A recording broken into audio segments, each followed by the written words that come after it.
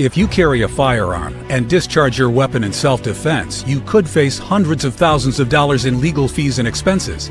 So carry the protection of CCW Safe, Self-Defense Legal Services membership. Upfront payment of all criminal and civil defense costs with no out-of-pocket for members.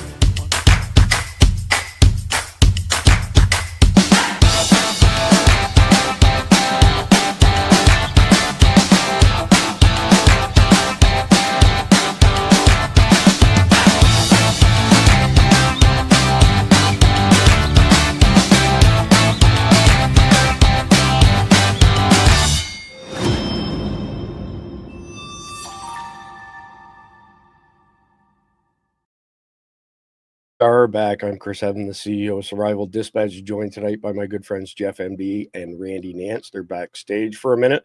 Mike Glover will be joining us at the top of the hour to discuss Russia's role post 9/11 2.0.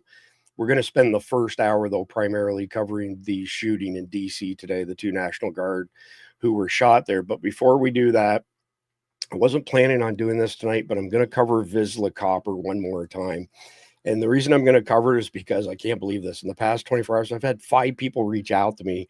I had to preface each conversation by saying, I'm not a financial guy. I don't give financial advice or anything like that. I do like to share opportunities when I see them. And one of the things that I hadn't mentioned previously that needs to be mentioned, so the Vizsla Copper stuff, these are penny stocks. So the risk is not huge. The upside seems to be pretty good if you look at their track record as far as what they did with Vizsla Silver. So they acquired this project in Alaska called Palmer, and they've got backing from the White House. They've even got backing from the Canadian government to go ahead and proceed without all of the EPA roadblocks, those sort of things in their way, which is interesting. And it's also why it caught my eye when the guys from Noble Gold said to me, hey, you should have a look at this Vizsla Copper deal. And the reason that copper interests me, for those of you who know me, I'm a tech guy. I've been in the high-tech industry my entire adult life. I've been involved with computers, since I was a young kid. And it's also why I have such a strong interest in communications gear, which, by the way, Dr. Mike and I will be filming the next installment 2 weeks from this weekend. So the following week, you can expect a new report on up-to-date equipment. We're covering some different vendors that we haven't looked at before. We've got some Midland repeaters and Midland mobiles, and we've got ICOMs and Zygoos and a whole bunch of interesting stuff. The antenna stuff is more interesting than anything. But back to Vizsla Copper here for a second. Copper has been in a slow decline as far as availability is concerned for quite some time. I think I heard of the first job site theft in North Texas in the late 1990s, where somebody went and stripped a bunch of copper wire that was already run through the walls, took it all because it's so valuable to turn in. Of course, not as valuable then as it is now.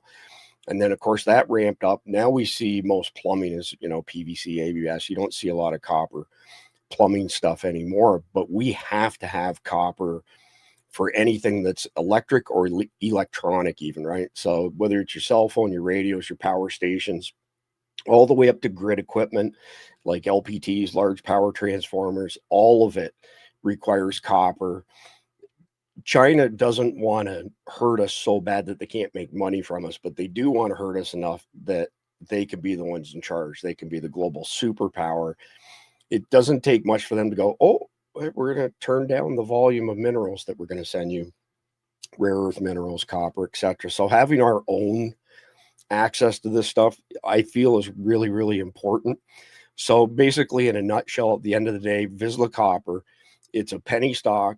I'm not a financial guy. I'm not giving you financial advice, but there's potentially some pretty big upside for a layman like myself. I look at it knowing full well that copper it's just not in broad supply anymore.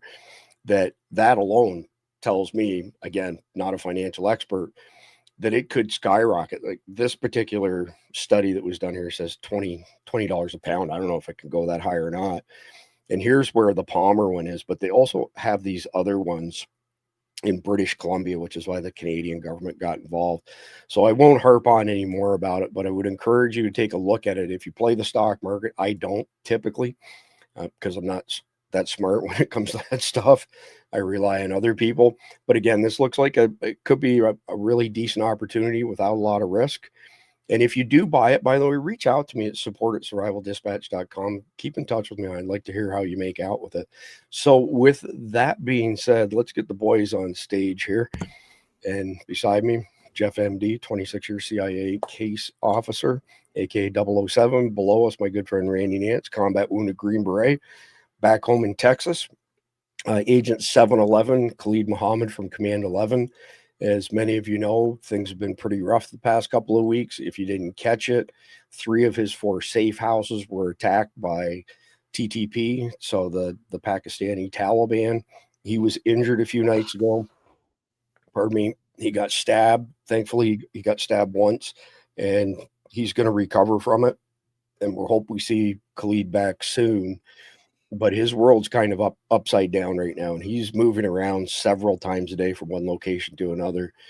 We'll keep you posted. If you're a Guardian, if you're in our Survival Dispatch Guardians group on the Signal channels, you'll hear from him there. He popped in today and answered a few questions.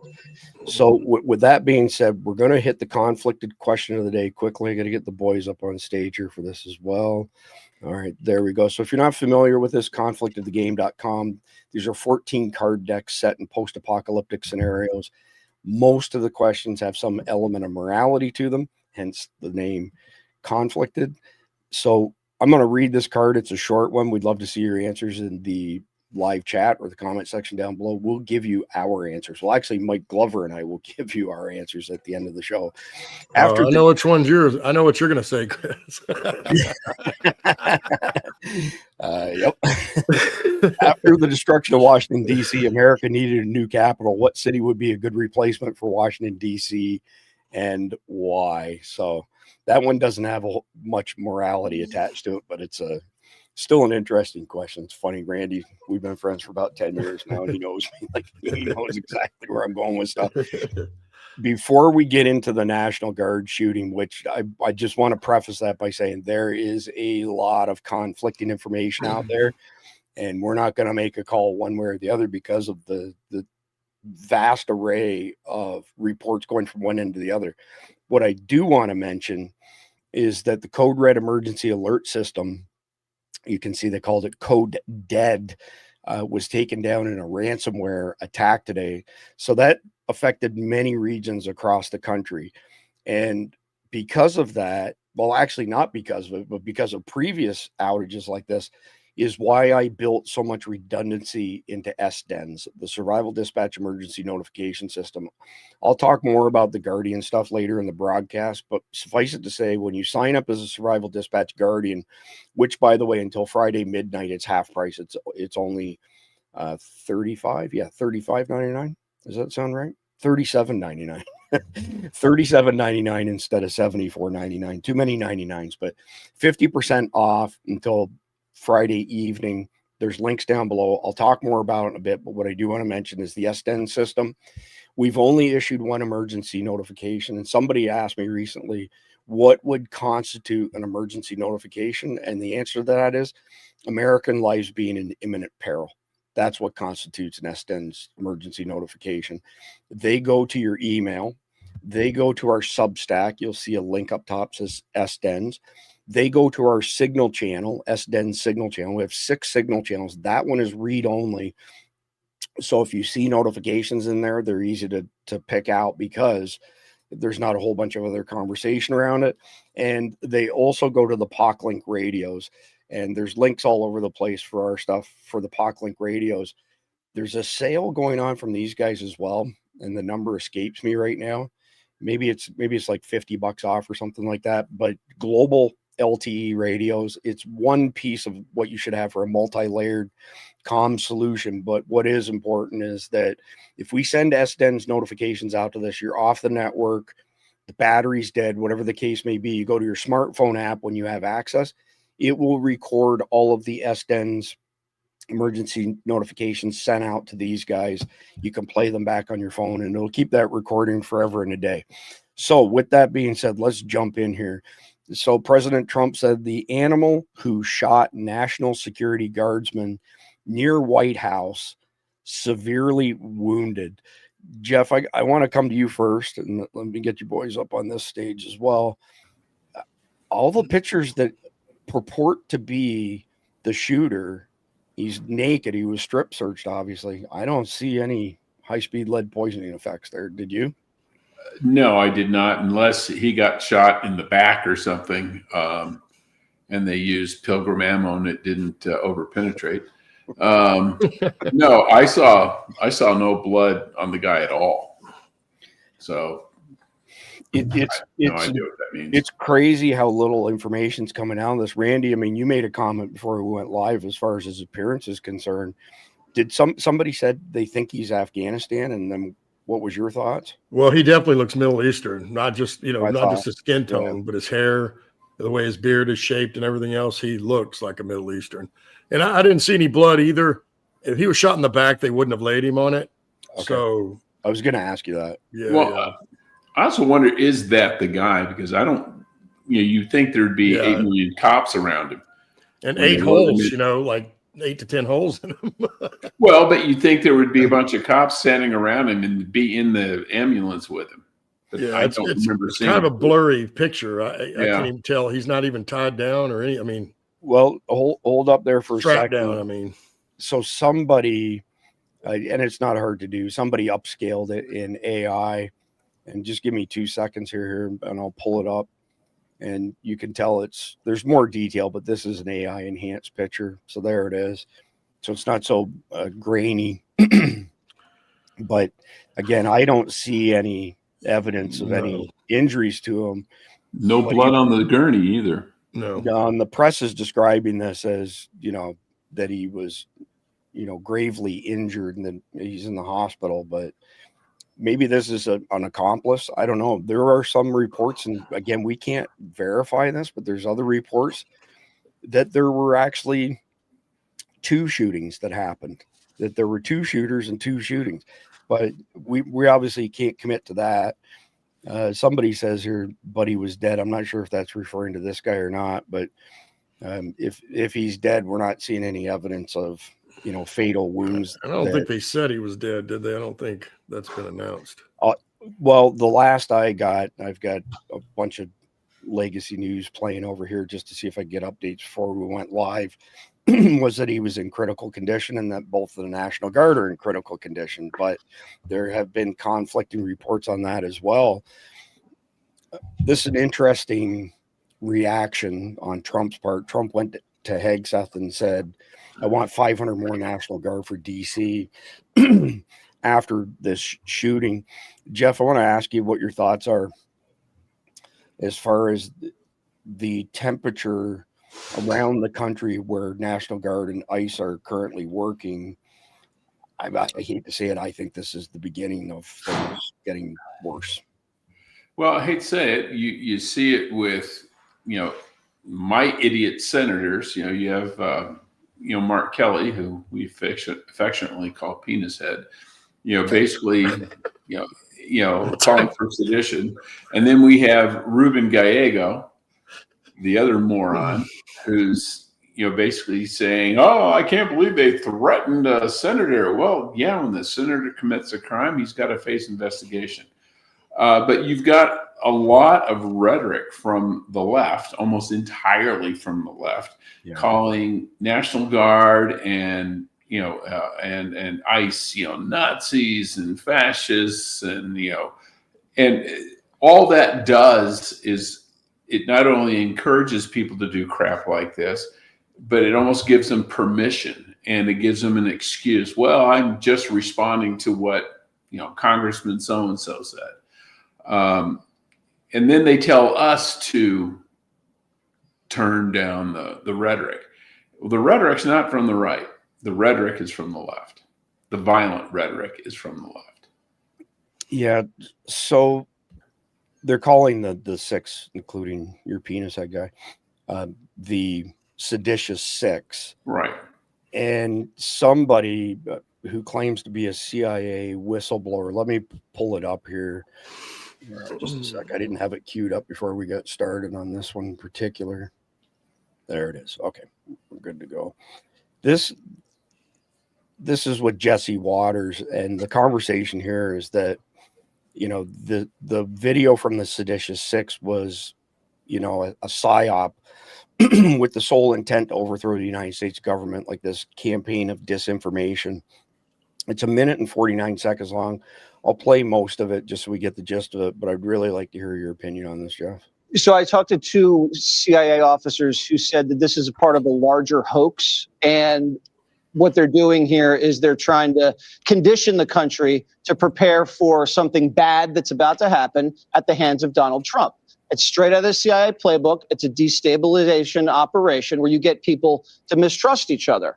And you do this because she's an analyst. And as an analyst, she would make sure what propaganda operations were successful, which ones weren't. So she knows what works. So the first part of the video, you established authority. I'm CIA, I'm military, you need to trust us. Second part of the video, they introduce the threat, and the threat's not foreign, the threat's domestic, the threat's Donald Trump. And then at the end, they introduce the solution. What's the solution? You resist, you say no, but they don't give an option. They say this is an obligation for you to do. Now, she is being run, because she didn't come up with this herself. She's a Brennan acolyte, and you usually don't have congressmen and senators doing anything together. They kind of hate each other. So in order to organize this had to have had some sort of handler telling her what to do. And it was risky, because nothing like this has ever been done in the history of the country. And you can even tell because the media was skeptical, and they couldn't answer the question. So they hadn't even been read in on the operation. You see them fumbling and stumbling. And I'm glad that the U.S. military is now investigating this guy, Kelly, because this is what we expect from Donald Trump 2.0. You can't have the deep state interfering with a duly elected presidency and get away with it. You got to draw the line in the sand, and you have to make examples out of people. So, Jeff, straight back to you here. What are your thoughts on the claim that it's a classic disinformation?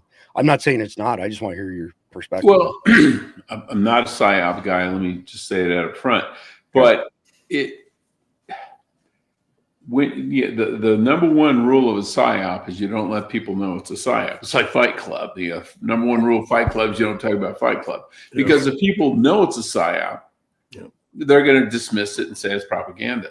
So you got to make it sound organic. You got to make it sound natural, like it was this, in political parlance, they call it astroturfing. It's not a grassroots effort. It's artificial grass. Yeah. But this sounds, and they have all these weasel words in it. You must obey illegal orders, but they never give an example of an illegal order or even suggest which orders might be illegal.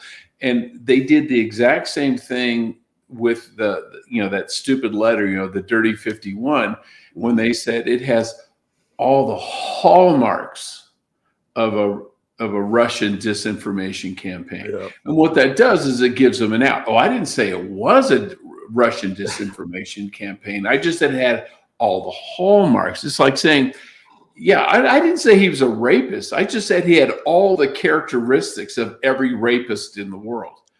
Yeah, but I'm not saying he's a rapist, mind you. It's that kind of thing. It's right up there with when did you stop beating your wife. But I would not be surprised, because this is a random collection of 6 people from 2 different houses of Congress who, over brunch on Sunday, decided to do a video together. No, someone put them up to it. And someone, I have a feeling, wrote the script for them, because all their statements are very, very similar, if not almost identical. So someone did that for them. And Mark Kelly ain't smart enough. If I was a betting man, I'd put my money on John Brennan. That would be an odds-on favorite. And our friend Patrick Byrne, for those of you who aren't familiar with him, he was the CEO of Overstock.com. His father was Warren Buffett's first partner, and Warren Buffett credits him with helping him make his first $1 billion. And he was also a Senate Intel Committee asset. He's written some pretty crazy books. And he claims, and I believe him, I've spoken to him a number of times, that John Brennan was the bridge between Obama and the Money Kings. Obama was his puppet, and then of course Obama had puppets below him as well. But Randy, the reason that I brought it up, and we've got a whole bunch of other things here on today's incident in DC. What are your thoughts on this seditious six being partially responsible or fully responsible for today's shooting? Well, you know, we have to go by historical data. I mean, what normally happens is anything after that you get blamed for. Now, if Trump said something like that, what do you think they would be saying today? And there wouldn't even be any question about it. They would just put it right on the books. First, I wanted to say that it wasn't a classic disinformation campaign. Okay. It was what he said was a destabilization campaign. Gotcha. And that's exactly what this kind of thing is. It's part of what Green Berets do as well. But it's also part of PSYOP's mission. They're not always out there just dropping a leaflet, letting you know the nuclear bomb's going to be dropped in 3 days.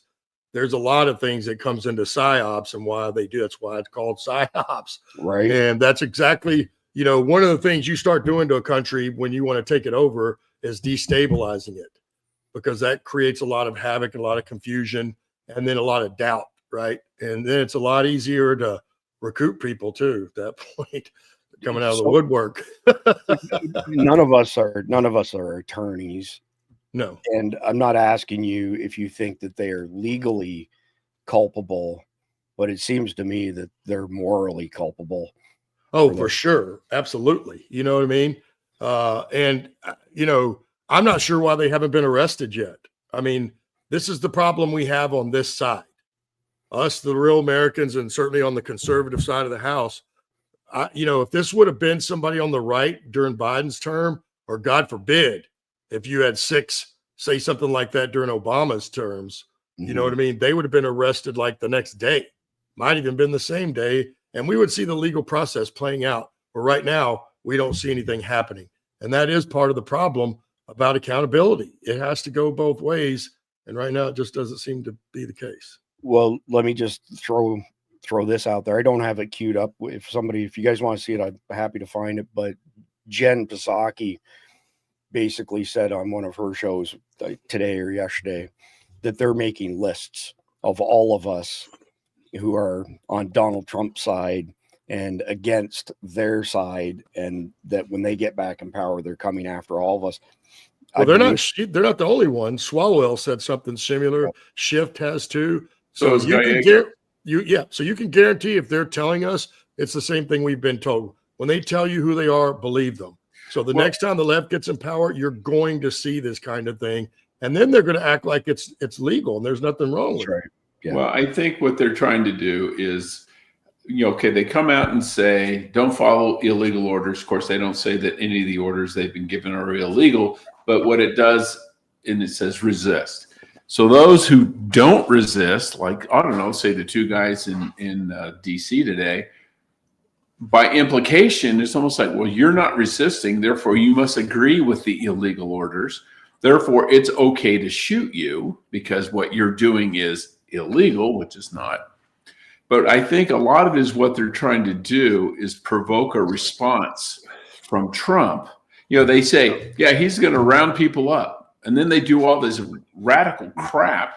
And then when Trump arrests a couple of them for doing radical illegal crap, they go, see, told you, he's doing it exactly like we said. Well, they're spurring it. It's almost like, he's violent. So you go, you punch the guy in the face, and then he hits you back, and you go, see, I told you he was violent. He just hit me in the face.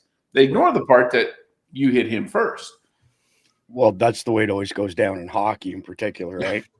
the guy who hooks the other guy, and then the fight's on. It's always the guy reacting to it. But Mach 1 Babe is always on the money. So she's saying breaking National Guard shooter identified as Ramanullah Lachenwall, 29, of Afghanistan, entered the United States under the Biden administration in 2021.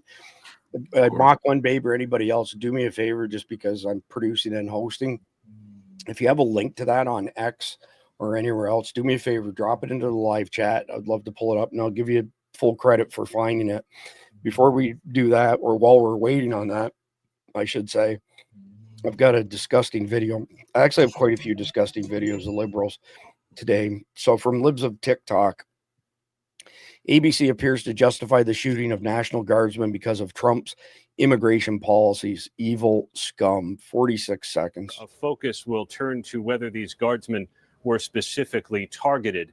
If that's the case, it would fit with what we've been hearing from law enforcement officials for a number of months now, that some political flashpoints in the country, whether that's immigration policies by the administration, the ongoing Israel-Hamas conflict, even amid a tenuous ceasefire, those kinds of flashpoints have made people in uniform, be they military, law enforcement, government officials, people in uniform have increasingly been targets. And that is going to be one focus of the investigation going forward, Kira. So I'm going to go ahead and stop that. And I'll come back actually to you first, Jeff. Thoughts on the legacy media? I mean, they're not media anymore. These guys are just yeah, exactly. They're just the PR arm of the Democrat Party. Yeah, this is just disgusting with these people. You know, it's almost like saying the victim deserved it. Mm-hmm. This is victim blaming. I mean, this is classic example. These guys are serving their country. They get called up by the president legally to go in and knock down crime in DC, which they were doing a phenomenal job of doing. Mm-hmm. And then some psychopath shoots them, and the media comes out and said, it's the victim's fault. It's mind-boggling, really. Yeah. I mean, but these are the same people. If anyone breaks into their house, they're going to be calling, "Where's the National Guard? Where are the police? Someone's got to save me." I'm so gobsmacked with that, Jeff, that I don't even have anything to say coherently, Randy. Well, it's the same old, somebody just mentioned it in there. One of the rules, there it is, for Alinsky's rules for radicals, claim that their side's doing what you're doing. Mm-hmm. So it's what the left has always done. Right. I mean, we've seen it getting a lot worse in the last 20 years and certainly the last 10, but that's what they do. And that's all we're watching here. I think, who is this? Amy Mack, on X. She puts out a lot of stuff.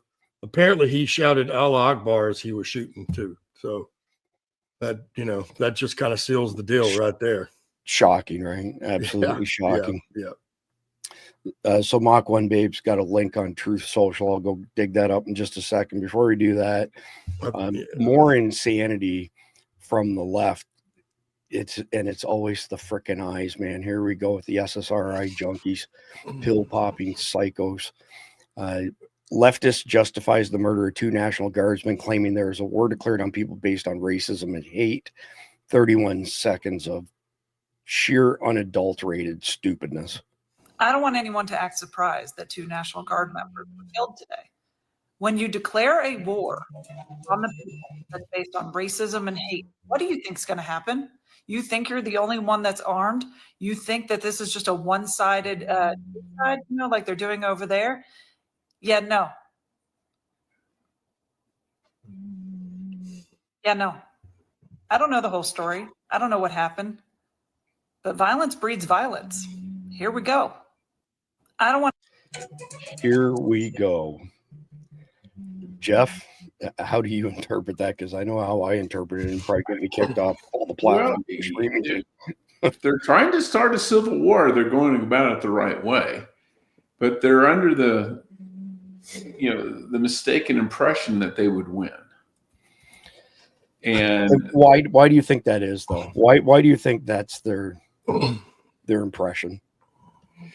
Is it because they're the only ones who've broken the law doing this shit? Well, yeah, you see violence on the left. Charlie Kirk gets assassinated. They try to kill Trump twice. They shoot up the Republicans at a freaking baseball practice and almost kill Steve Scalise. Las Vegas. Well, yeah, you look at everything, and it's almost all these the trannies that shoot up schools and churches, and it's always on the left. The Trantifa crowd, the Antifa going after the ICE facility in Texas, it's always them, and nobody shoots. Well, I mean, the cops will shoot back at them, but you don't see conservative America doing the same thing. You don't see, I know they call January 6th a riot. And okay, let's say it's a riot. Call it a riot. That's one. Okay, they've had about 1,000. So but the thing is, we don't do that. We have jobs. We tend to be law-abiding citizens. But if you push people to the point where they're going to, it's like a rubber band. You stretch it, you stretch it, stretch it. Eventually, it's going to break. And when it does, it's going to snap back really, really hard, and it's going to hurt.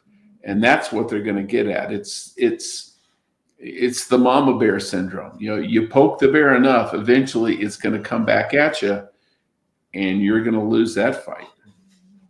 Yeah, absolutely. Randy, what's your impression of why they make these threats, and they typically don't get kicked off of social media like we do, and then they carry through on these threats? And we haven't threatened them or killed them or done anything like that, but I agree with Jeff. Well, if you notice the next to last sentence, what did she say? Violence breeds violence. And they always say that, just like when, after, Trump called out the seditious six, then we see Chuck Schumer doing the same thing. Oh, he just called for violence. When that's all they've done since the man ran in 2015, that's all we've heard from them and that side. That's why I call them what they are now, right? They're the side that hates this country. And the funny thing is, the common person, like on social media, that follows Democrats, get all personal about that. Well, the proof's in the pudding, buddy. It's right there in the writing on which side, and I know why they think they're going to win. You know why, Jeff? Is because Obama told them they would. That's why. Their Lord, their master, their king said they would. And they dang near did, as we well know. If he hadn't got elected in 2015, we wouldn't be on this show right now. That's a fact. Yeah, that's a fact.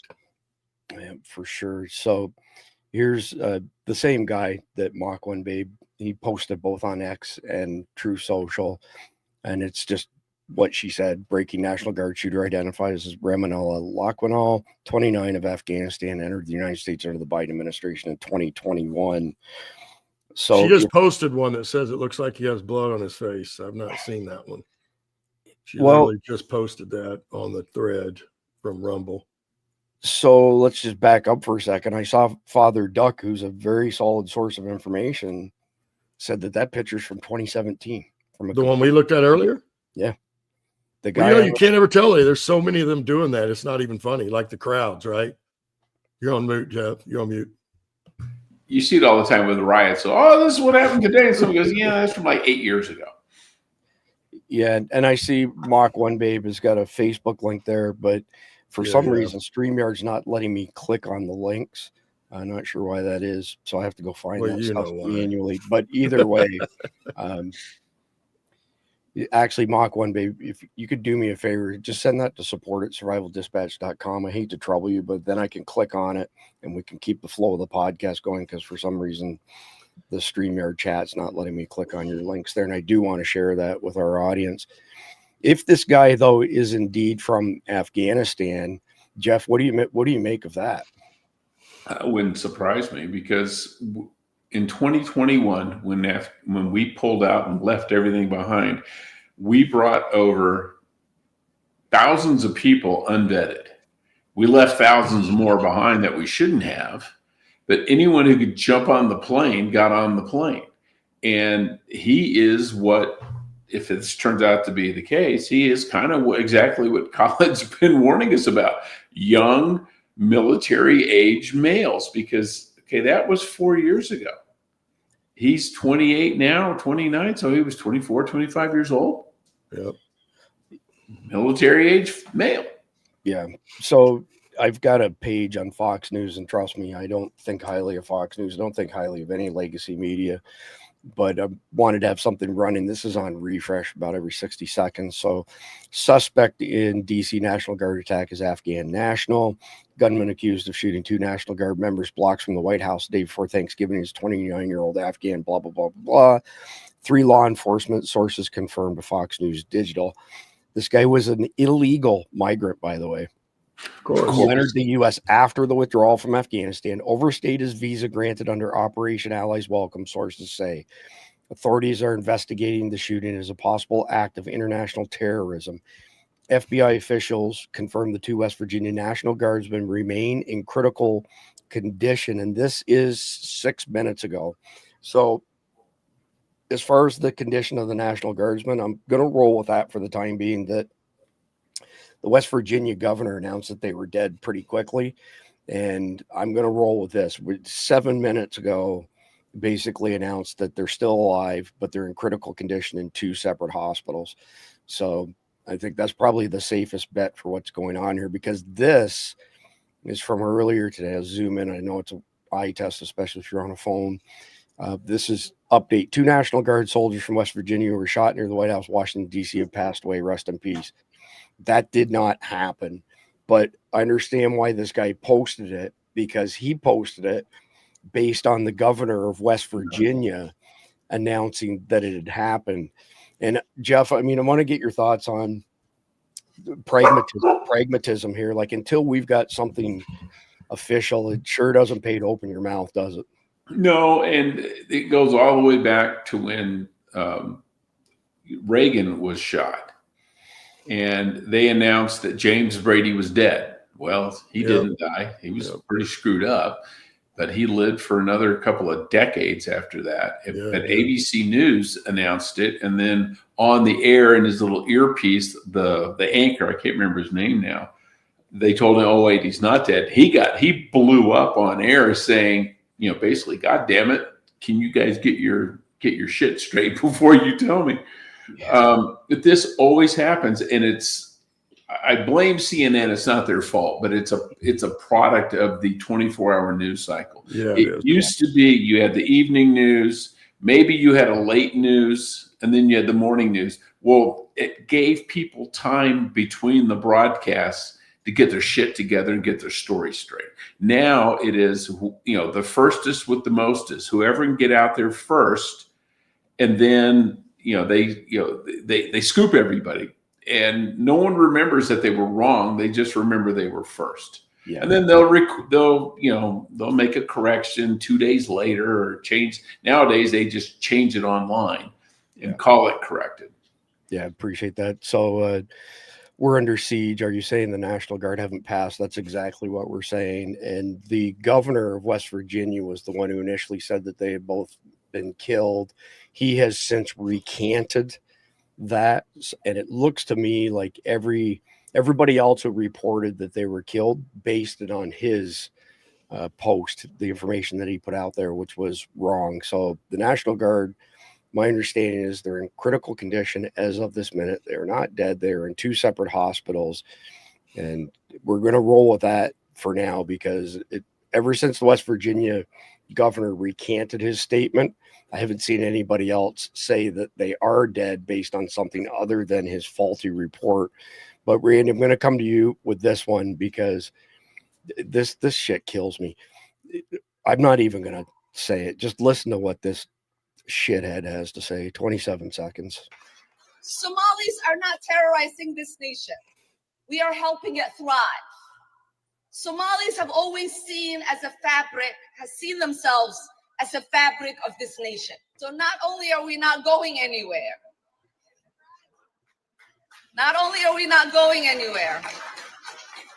we are not going to allow anybody to make us feel less Minnesotan or less American. You are not American. I don't give a shit what you feel. But I mean, what a pile of bullshit. They're the fabric of America. I mean, well, it's why I read that quote the other day, right, from Theodore Roosevelt, because we don't have, there's no 50-50 here. Yeah. And there's no partial allegiance. You're either all American or you're all not. Because if you're not all American, you are not an American at all. So you keep raising your little Somali flag. You want to keep talking about Somalia. And we know President Obama brought you and the other one here and put them in there and then imported all those immigrants into that district to get you elected. And trust me, if we ever get the system back, you are out of here. The only way you're not out of here is if all this corruption keeps going. Yeah. Well said, Randy. Jeff, do you want to add anything to that? You're on mute too, by the way. Yeah, no. To me, America, it's like sex. You're either male or female.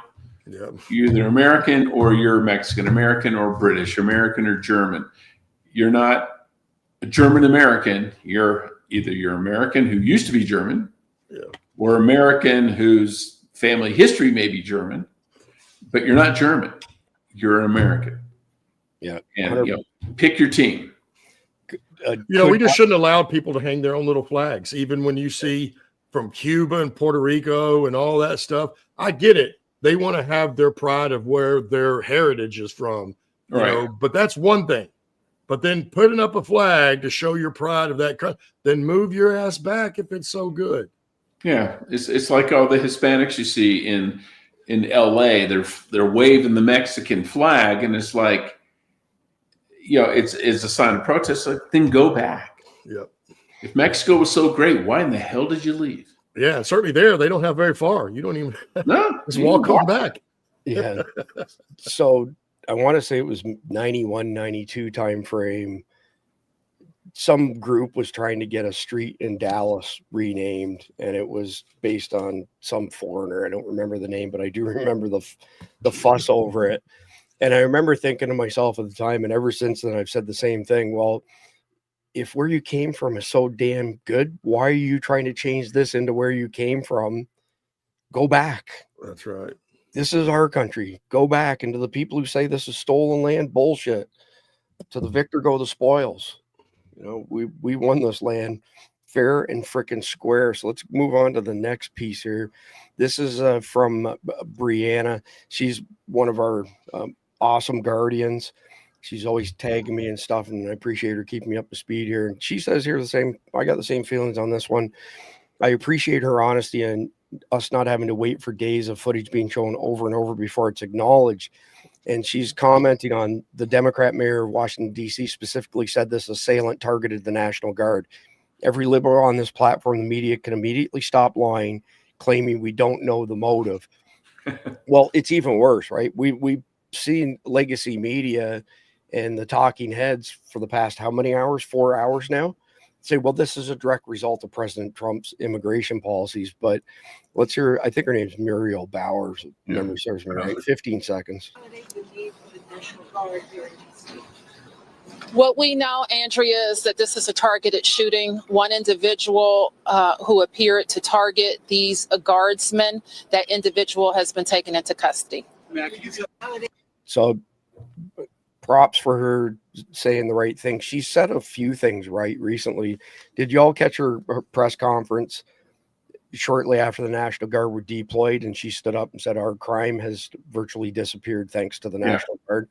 So she's a Democrat, and her, record's not great, but it's been better recently. At least she's giving credit where credit's due. I think the funniest video I saw with her, and I don't know if you guys caught this or not, her chief of police is dumb as a stump. Like, she's got to be one of the dumbest DEI hires I have ever. I was going to say that's why they hired her, Chris. I mean, my God. So both of them are at this press conference. It's shortly after the National Guard is deployed, and the chief of police is standing at the microphone, and a reporter asks something with regards to the chain of command, and the chief of police looks back at the reporter and goes, "Chain of command? Like, what's that? What's the chain of command?"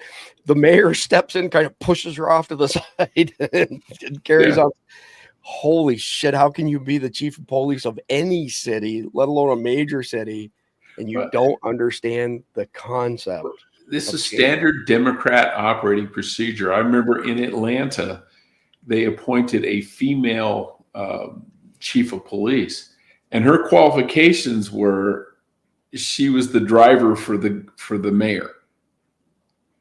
We had this mayor who was a very powerful guy, and she was his Atlanta Police Department driver, and she became the chief of police. What? So there's the policewoman who is like the chief of police or something like that in New Orleans. She was originally from somewhere in California, and she's been on record lately stating that, well, we're not going to enforce any of this immigration stuff because it's not criminal, it's all civil. And now we've got all these Democrat supporters running around saying, well, it's not criminal. Well, yeah, actually it is. They are here illegally. They are illegal aliens, whether you want to call them that or not. But just wanted to throw that out there. The other thing, just backing up the conversation quickly, I think both of you said, people will eventually push back. Here's a quick anecdotal story that's one of the highlights of my Forrest Gump career all these years. So we used to hold a big annual conference in Keystone, Colorado, because we had a bunch of partners like General Electric based out of Boulder, Colorado. We used to stay at the Boulder Hotel. So we would always get there early. Then we would go to Keystone, which is X thousands of feet above sea level. I think when you get to the very top of there's a restaurant at the top of the ski resort. I want to say it's 14,000 feet above sea level. It's above the tree line, all that good stuff, right? So I was on the partner advisory council for 3 years in a row. You're supposed to get elected once. Somehow I kept getting put on it, and I didn't complain because membership had its privileges. So we had Frank Abagnale speak the one year as the keynote speaker, and there were 10,000 people at that event. So they would always have this final dinner at the very top, and it was a limited number of people, like less than 24 people. The partner advisory council, we all got to go, and there was half a dozen of us, but people were always jockeying for position to get into that, right? And so we're having dinner, and my buddy Eddie Becker, who now he's at Oracle now, he says to this Frank guy, he says, how on earth did you get away with passing off so many clearly fake checks? Assistant DA, emergency room doctor with no credentials. Oh, he said, oh, that's easy. He said, stand up. So he walks over to Eddie and he says, put your hands up like this. So Eddie's kind of like, okay. So he puts his hands up against Frank Abagnale's hands, and Frank goes like that and pushes him. And Eddie was a pretty big guy. He's probably like 5'11", 275. He stumbles backwards, and then he comes forward like this. And Frank Abagnale holds his hand out and says, I'd like to thank you for participating in this experiment. And of course, me, definitely nowhere near being the smartest guy in the room, I'm thinking to myself, don't ask what's going on because you're going to look like an idiot sort of thing. So I'm just sitting there like observing it sort of thing. Finally, somebody else who was probably as dumb as I am said, Mr. Abagnale, what experiment? What did we just miss? And he said, he looks at the table. He says, well, when I pushed Mr. Becker, what did he do? And somebody says, well, he pushed back. And what did he do when I extended my hand towards him? And he said, the person said, well, he stepped forward so he could shake your hand. He said, that's how I got to do it all those years. He said, if you push somebody, it is human nature. They will eventually push back. And if you want to coerce somebody into going in your direction, you have to gently pull them in that direction. So the moral of the story is that all of this pushing by these non-Americans against those of us who are real Americans, TM Randy Nance, by the way, it's going to come to a boiling point at some point. There's no way around it as far as I'm concerned. So let's move on to the next one here. Forrest Gump story time is over. So you don't hate the media enough. MSDNC, of course, MSNBC, but Gunther Eagleman, MSNBC. People walking around with uniforms in American City. There's some Americans that might object to that. And so apparently this shooting has happened. And he calls them depraved, soulless ghouls. Minute 26 seconds. Probably won't play the whole thing. Their presence is also under question, whether it's legal. Last week, a federal judge ruled the Trump administration's deployment of the National Guard in D.C. was unlawful, arguing it lacks authority and is violating the District of Columbia's sovereign powers under the Home Rule Act. The Trump administration is appealing that order. They filed their appeal, Ken, last night. Yeah, that's right. And that will be ongoing. That's part of the litigation that's been happening around the country, or various challenges have been made. But the Trump administration is standing by this policy of deploying National Guard troops to cities, saying that it's necessary to combat crime. As Tom just articulated, there's a lot of dispute about that, even among the National Guard members themselves. But in D.C., it's been less controversial than in other places. Again, the mayor sort of made a strategic decision to go along with it, essentially, initially, although the Attorney General is challenging that deployment in court. But again, it hasn't been really much of a subject of contention on the streets, because oftentimes you'll see them essentially uniformed National Guard members gathered in groups, scrolling on their phones, chatting. They're not really involved in very much that's controversial here in D.C. So I'll come back to you first, Jeff. Your thoughts on those comments, like there's people in uniforms. Oh my God, it's the Gestapo. Oh my God, we've never had that before. I mean, police officers wear uniforms, EMTs wear uniforms, firemen wear uniforms. And when there's a natural disaster, you call them the National Guard, guess what? They're wearing uniforms. Right. You know, they aren't out there in pajamas and tracksuits. And the whole point of being in uniform is so that people know exactly who you are. They know you're there to help. They also know not to screw with you, because, you know, you're either armed or you can handle yourself, and you'll probably, you know, wad them up into a little ball. You know, that's what you want. You want visual security. I've been through Europe, and I was in Vienna, and the cops in Vienna wore army khaki green uniforms, and they carried MP5 submachine guns. Nobody screwed with those guys. Yeah, no doubt. A great example. So, Randy, I mean, this seems to me like it's all just part of a grander scheme of whatever you want to call it, disinformation, misinformation, psyop, whatever. But I mean, they're literally programming people with this bullshit. Well, no, this is disinformation. This actually is. This is, you know, it would fall in line with helping destabilization, but this is a disinformation tactic. And, you know, to me, as soon as the journalist, whoever that was speaking, as soon as they start talking and they mentioned what the lower court did, I immediately tune them out. And I think most Americans do now. Why? Because the Supreme Court's already said 3 or 4 times these lower courts have no business meddling in this kind of affairs. So why bring it up in the news anymore? Because all that does is ruin your credibility. That means you don't know what you're talking about, or you're just plain lying. So it's one of the two. And, you know, to me, it's the same thing. We've got to find a way to start holding the media accountable again, and politicians that think they can just get on any national platform, whether it be social media or TV or otherwise, and just say out bold-faced lies that they know are lies. You should not be able to do that and hold that kind of office. You shouldn't be in the media and be able to do that. But there's something else that's really interesting about this article. So, because they said, oh, it violates the DC sovereignty under the Home Rule Act.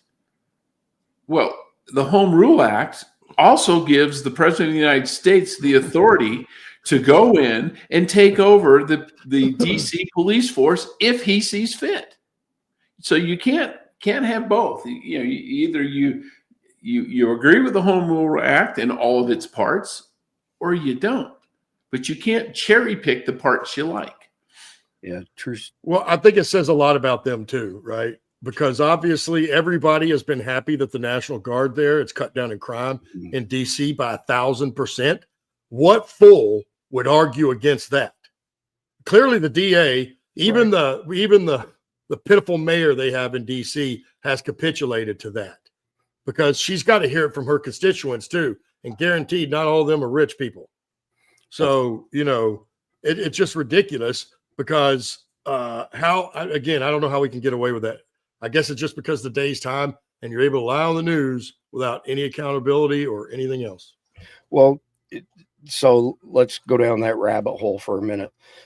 all 3 of us are, you know, classic textbook libertarians, lowercase L, not capital L. Those guys are loonies. Libertarian meaning small government and just leave me alone sort of thing. What you're talking about as far as keeping them in check, people will say, well, that's what the civil court system is for. It just sue them. And Trump has successfully sued all of them multiple times. The problem I have with that is I don't know anybody outside of a handful of people who have enough money, like know people firsthand, that can sue legacy media and stand a chance in court, you know? So, well, you'd have to be a billionaire to afford it, because you know Correct. what those attorney fees are going to be. Exactly. That's my point, though, is that, you know, on the libertarian side, I'm thinking to myself, well, yeah, you know, you square up with them, but you can't afford to. So there has to be some other mechanism.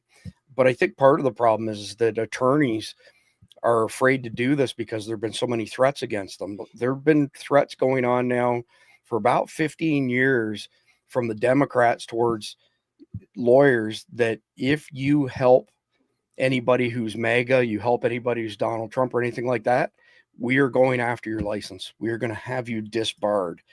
And so basically smoke somebody's career and income in the process. And that's, I don't know. But again, it seems like there's got to be a mechanism to remove the people that are in charge of that system where that cannot be allowed. Yeah. What that looks like though is the $1 billion question, right? Like, Yeah. I don't know. They've made it very complicated for that reason. Costly and complicated. Like, Yep. Jeff, under our Constitution, what options are there for the little guy to be able to, protect themselves from this crap? Well, yeah, the whole disbarring thing for an attorney who dares to support or defend a conservative is one that just drives me nuts. You've got the Bar Association is what they're talking about. Yep. And the Bar Association gets to play this gatekeeper of who gets to be an attorney. It's essentially a union. It's an association of attorneys getting to decide who else gets to be an attorney. Right. That's like your barber saying, well, I've got a monopoly on business in town, so I get to decide who else gets to be a barber. So I'm not going to let anybody else be a barber. Or this guy does haircuts that I don't like, so he doesn't get to be a barber. And I think that needs to go away 100%. Lawyers need to be, if they're going to be licensed, they need to be licensed by the state. And if someone wants to practice law without a license and someone's willing to hire him, why not? Yeah, right. There was a judge in Florida. Her name was Morphonius. They called her Maximum Morphonius because she'd give people like 300 years in jail if they were repeat offenders. And we need more people like that. She's passed now. She never went to law school. She just took the test, passed it, and became a lawyer, and then became a judge. And she was the best judge in Florida. That is too much. Going to Harvard doesn't mean shit anymore. No, and usually that's not the case. Usually these magistrates, they haven't passed anything at all. North Carolina, the magistrates there, they're not attorneys. They don't have a license. Well, justice of the peace. It just used to be common sense. Yeah. So, I mean, that was my big question. I'm going to play one more short video. I see Mike Glover's backstage, but let's do this last one and wrap up on what's her name, Slotkin. So Cat Turd says this piece of shit traitor needs to be arrested. Slotkin last Sunday said National Guardsmen were going to start shooting at American civilians. Today, 2 National Guardsmen were critically shot, 26 seconds. Look at these videos coming out of places like Chicago. It makes me incredibly nervous that we're about to see people in law enforcement, people in uniform military get nervous, get stressed, shoot at American civilians. It is a very, very stressful situation for these law enforcement and for the communities on the ground. So it was basically a warning to say, like, if you're asked to do something, particularly against American citizens, look at these. It's just absolutely mind-boggling. Randy, I'll give you first crack at that, and then Jeff gets final say, and then I'll bring Mike on stage. Well, it's the same old thing we've been saying. I mean, she, I don't care what her education level is. I don't care what her degrees are. She's an idiot, because she's just spreading a lie, basically. She's going to continue spreading that lie. So, to me, she has zero credibility. Zero. I totally agree. Jeff, final word on this. By this logic, we shouldn't have police. We shouldn't have guards in banks. You shouldn't have doors on your house, because the fact that there's a door is going to mean somebody's going to want to kick it in. So so we should just get rid of the doors. And the reason that bank robber walked in there with a gun is because he knew there was an armed guard in that bank. So if we get rid of the armed guards, the bank robbers can just walk in and demand money, and no one will ever get hurt. Well, I mean, this is chaos. These people are idiots. Isn't that Canadian policing 101? Put your car keys at the front door. So when somebody goes to steal your car, they just have to reach and grab the keys so you can stay safe. What stops crime is when you make it more dangerous to be the criminal than the victim. That's right. Fair enough. All right, guys. Well, I appreciate it. will probably be back tomorrow. These guys won't be, but we will be back on Friday with the next episode of the Long War series. Thanks a lot, guys. Appreciate it. See you guys. So Mike Glover and I are fixing to get into the main topic of the night, but I want to quickly share something. So John Wheaton right this minute is finishing up the review we did on the Sigmund CNV Pro digital night vision product. And not very many of these lower cost ones have any zoom in the glass. They have digital zoom, and digital zoom is horrible. Just you're zooming in on this pixelated crap. So these guys right now, if you go to Sigmund.com, look at the CNV Pro, there's a coupon right on the page that gives you 25% off, $179, which puts it below the price point of the Akeso 200, which, spoiler alert, John did the comparison between this and the Akeso, and this wins. So that's why I wanted to mention it. Use the coupon code right on the website. We don't get credit for it. We don't get any affiliate money or anything like that from it. But for sub $200 NVGs, this is a hell of a deal. This is not military or, legal, like cop level or SWAT level or anything like that. It's digital. It's not analog. So digital always has some latency. And, if you jiggle it around and stuff, your picture kind of jiggles around with it as well. But if you want to monitor your property, keep track of things for $179 a month. By the way, that has an IR illuminator built in and a visible light as well. So again, we don't get any commission from it. I just want to bring it to y'all's attention. I'm not sure how long it goes on for, but I know it started maybe yesterday and runs through for a few more days. With that being said, let me get to Mike Glover. Oh, Mike Glover has disappeared from backstage. Just a sec. Let me send you a message.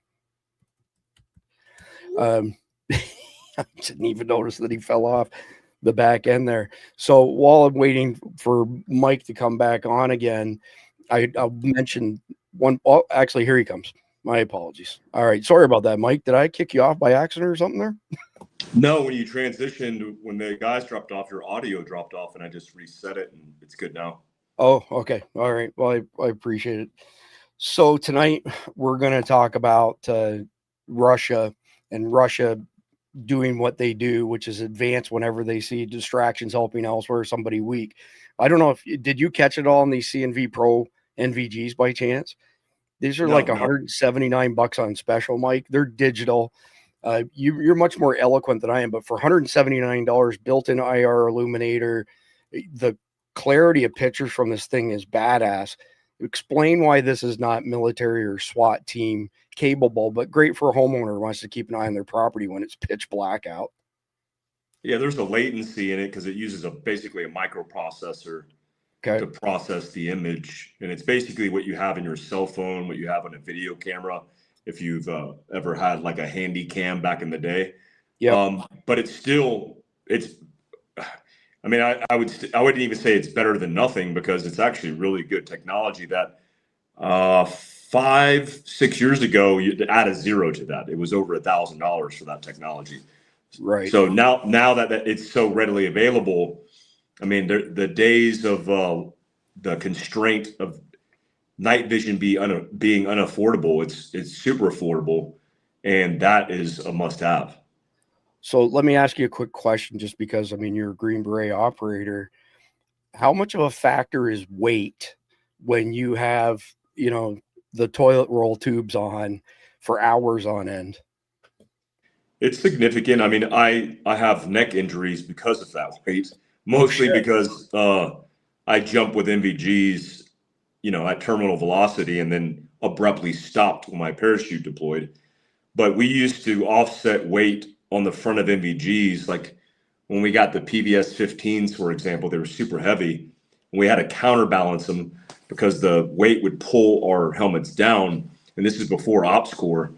So we used to mount metal steel plates on the back of our helmets just to counter the weight. And so technology has also made things lighter, but aviator NVGs is what we evolved to. I mean, the first set of AVS-6 aviator night vision goggles I had that were dual tube had like a date and time stamp manufacturing date of like in the 80s. Like it was super. I mean, it's not new tech. I mean, they were they were using NVGs or types of NVGs like Starlights in Vietnam. So it's changed a lot, but man, it's more readily available than ever. And having that advantage is obviously a huge discriminator against bad guys who don't. I was just thinking this is a pretty substantial unit. The other ones that are in this price range are really lightweight and they're not particularly durable. This one is quite heavy duty construction. And somebody asked me about putting this on a helmet, and I was like, yeah, I don't think I would do that. I mean, I don't know what it weighs, but it's enough that I don't think you want this hanging off the front of your helmet for any period of time. I've got PVS 14s. I only need one of them because I'm blind in the other eye, but it doesn't weigh anywhere near what that thing weighs. But it's good for $179. I mean, holy crap. What do you want? Yeah, the best tactic that I've seen is because monocular NVGs can be used as a universal night sight on an optic as well. So it's kind of dual purpose. You could use it on a harness or we used to call them skull crusher. You could use them on a mount on a helmet, but you could also mount them on a Picatinny rail to the top rail of a gun to integrate with your scope. What I would do, because they're so readily available and inexpensive now, is I just buy two and then buy the dual mount adapter. And then if you have to break one off and then utilize it for your weapon system, then you have the benefit of that. That's pretty cool. I had never heard that before. That's awesome. Let me get you up on the other stage here, Mike. All righty. There we go. Okay, so I'm going to just lay the groundwork for our conversation this evening. So again, like all of the episodes in our 144 episode series, The Long War, it's all predicated on being post 9/11 2.0, which is complex coordinated terrorist attacks on 10 to 15 American cities, 10 to 15 sleeper cells in each city, each of those comprised of somewhere between 4 and 12 jihadis, culminating by taking siege of the Tier 1 trauma center. So Tier 2 city, by the way, population 100,000 to 400,000. Buffalo is a good example. Denver would be a good example, etc. So all of the episodes we put together, because they're predicated on that one baseline, you can watch this series in order, out of order, one or two here and there, and each episode will have value for it. So we put in this episode on Russia just because Putin is a very opportunistic individual. And it dawned on Khalid and me that when 9/11 2.0 hits us, what a perfect time for him to make advances to potentially take back parts of Eastern Europe and go well beyond what he's done in Ukraine. And don't get me wrong, I'm not a Ukraine fanboy at all, but I also don't want to see Vladimir Putin overrun a bunch of countries. So with all of that happening, our resources are going to be stretched super thin. And I think this is kind of a golden opportunity for Putin to strike. And, you know, based on his previous behavior, he waited until Obama was in office before he took the Crimea Peninsula. And then he waited for Biden to get back in office before he started making more advances on what realistically is Russian territory occupied by Russians on the eastern side of the Ukraine. But just imagine waking up to the news, you know, that these complex coordinated terrorist strikes, they've hit all of these cities and the country's in disarray. Nobody's sending their kids to school. Nobody's going to work. So supply chains are breaking down. People don't have enough food. Emergency crews are scrambling, many of them killed in the secondary and tertiary attacks by the jihadis. And, you know, everybody's essentially thinking to themselves, holy crap, is this like the end of the world sort of thing? It's definitely what you would call a Teotihuacan situation. The end of the world as we know it. And then in the middle of all of that, Putin comes along, watching us like a hawk, and sees our focus on the homeland here. And all of a sudden he makes bold plays abroad and runs rampant. Mike, I've been dying to hear your thoughts all week on this as I was putting this podcast together, because, I mean, you've got a military mind. How does Putin react to this? You know, it's not to derail the theory completely, but it would not be in their best interest. And I don't think it will work in the way that people think it would work, as far as like overt campaigns taking advantage of our time and attention. I mean, we're task saturated now. I mean, if you think about the few thousand ICE officers and the amount of, I think it's 6,000 a day or something, it's insane. We're already stretched thin. So if we did get attacked, I mean, I'm sure you guys talked about this National Guard attack that happened. Go ahead and speak at length on that as well, Mike, if you want. Yeah, it's been identified it's a 29-year-old Afghan national. And being it's an Afghan national that bypassed his legal status in the country, his permission expired in September of this year. I mean, technically that's a jihadist attack. They're actually investigating now if it's tied to international terrorism, meaning he had a handler. It's what we've literally said was potentially going to happen to kickstart it. So what would potentially happen if our attention was already driven towards counterterrorism and towards terrorist attacks that ramp up, for example, through the holidays? I think you would see a lot of other types of moves, including flexing on Ukraine, including their version of covert operations across the globe. But they'd be really silly to do anything bold because they know Trump and the administration are multitaskers. You know, I actually have beef with Trump and his administration for the fact that it seems like foreign policy is superseding all the domestic issues that we said we were going to fix. So veteran issues, for example. I mean, Black Rifle Coffee and Born Primitive just raised, I think they started with a goal of 25 mil and they ended up raising 34 mil. Right on. I had $100,000 of debt for a service-related injury that I got treated for, that I collected, that through courts, VA was supposed to pay via the order that they never paid. And they're paying off hundreds of thousands of dollars of debt. Why the hell has that happened? Well, it's happening because, I mean, Trump and his administration, his cabinet team, his A team are focused on foreign policy and they're not focused on domestic issues. So with that being said, where's their attention now? It's all over the world. And so they would be idiots to actually do anything that would bring us into the fold because they know Trump and the administration, the cabinet members will multitask. I mean, look at Venezuela right now. I mean, Venezuela, they're about to have fast teams from the U.S. Marine Corps showing up on the shores of Venezuela if they're not careful, right? If they continue to do what they're doing. And again, our priorities aren't domestic. So that's why I think we're potentially going to we're already compromised. Security here, we've had this conversation about Tulsi Gabbard, about Joe Kent, where these people are trying to raise the red flag and saying, look, there's something going on right here. We need to pay attention. And the administration, like the director of the FBI, Kash Patel, is saying there's nothing to see here. BS. There's a lot to see here. They just don't want the country to panic. And I get that, but I want transparency. We're not getting it. The Epstein files, Marjorie Greene Taylor is a great example of that. A little focus and it derails the attention on foreign policy. And then they oust her. And then she resigns. I think that was a cowardly move for her to resign because I think she should have just doubled down. But I mean, to each their own. Yeah, fair enough. And I agree with everything that you said. But the premise that I was getting at with Russia, it wasn't necessarily that they would attack us, because I don't think they would be that stupid to attack us or even NATO directly. But I can see them trying to reclaim sections of the old USSR and take advantage of our focus being domestically putting Humpty Dumpty back together again post 9/11 2.0, just based on Putin's track record, right? Like, if I'm not saying he's going to start World War III, but if he thinks he can take something, he's probably going to take it. That's what I was getting at.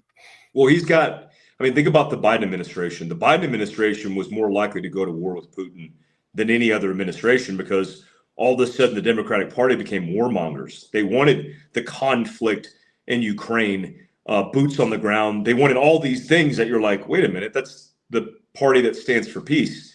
What's happening? So he's got the most moderate in the actual fight against Russia administration, and the pendulum will certainly swing the other way.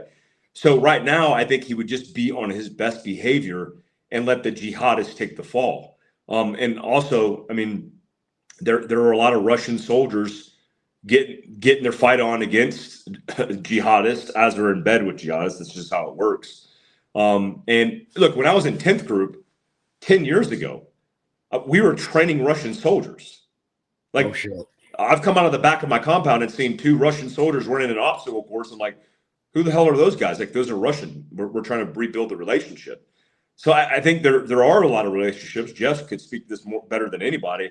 And I guarantee you, like, we're in bed together more so than we've ever been, especially behind closed doors. Like, you know, foreign services and agents that have been working legacy spy games since the Cold War days, they're really keeping that fight from happening. I mean, those relationships, there's been plenty of movies about this, but those relationships and the way they've mended them have really kept us out of conflict with Russia. And also, let's not forget, Putin is a former KGB officer. He's got legacy roots in the KGB. So with all that being said, I just don't think it's a viable course of action that they would show their ass, at least during this administration, because they know they have good rapport. Now, if they do something silly, let's say if the pendulum swings the other way, man, they would be asking for a fight, because the Dems, for some reason, all of a sudden, probably align with money, power, greed. There's no noble reasons in it. They would want to go to war with Russia. And I don't know. I just think it's a bad power move, unless, you know, Putin is on his deathbed and he's got a death wish and he's just like, you know what, let's just send it. I just don't think, I mean, there was speculation. Remember, everybody was like, Putin's got cancer and he's probably on his deathbed and he's going to get desperate. That was probably a KGB op. That was probably psyops from the KGB to just redirect our focus and attention while they got their migration movement into Ukraine. Let me just throw a few things out there since we're down this rabbit hole, and it's not in the brief and it's not the main topic of the night, but that's okay. So we're the largest Christian nation in the world. Russia's the second largest Christian nation in the world. And I'm fond of referring to us as the firewall between globalism and freedom. You know, if it wasn't for us, the WEF will run rampant. You know, the money kings, the globalists, the cabal, whatever you want to call them, sort of thing. Last week when I was in Nashville to record the TV show, unbeknownst to me until I got there, the whole thing was financed by 2 very wealthy Russian guys who handed me an envelope of money when I walked in the door. And one of the guys asked them, why are you financing this show that speaks towards, you know, restoring and saving American values, American Christianity and everything? They basically said, you know what, if America goes down, Russia will go down as well. It's in our best interest for you guys to stay solid. I just thought it was really interesting. But the question for you is, let's just say for argument's sake, America falls. What happens to Russia in the global scheme of things? I mean, the UK and all the other European countries would love to take out Putin. And why would they do that? Somebody's given them marching orders, whether it's Soros, Klaus Schwab, WEF, or whatever. They want Russia gone, and they want us de-armed. It's all you. Yeah, they want a conflict between us, and I think my concern is, since we've derailed that since that relationship has become more strained since the 80s, really since Gorbachev and Reagan, I think we are in a more precarious situation with these foreign superpowers becoming allies and getting more fonder of each other in bed and doing things like, you know, working, cross-talking across the board and then supporting each other, where Russians are providing security for the Chinese Fraggle Rockers who are digging in Africa. That's not good, because they're focused on global domination of their people, and we're focused on the division. And so when I see any politician really scapegoating anybody, I'm suspicious. I mean, let's not forget the estimate for Russians, both civilians and military total, is north of 20 million people they sacrificed in World War II.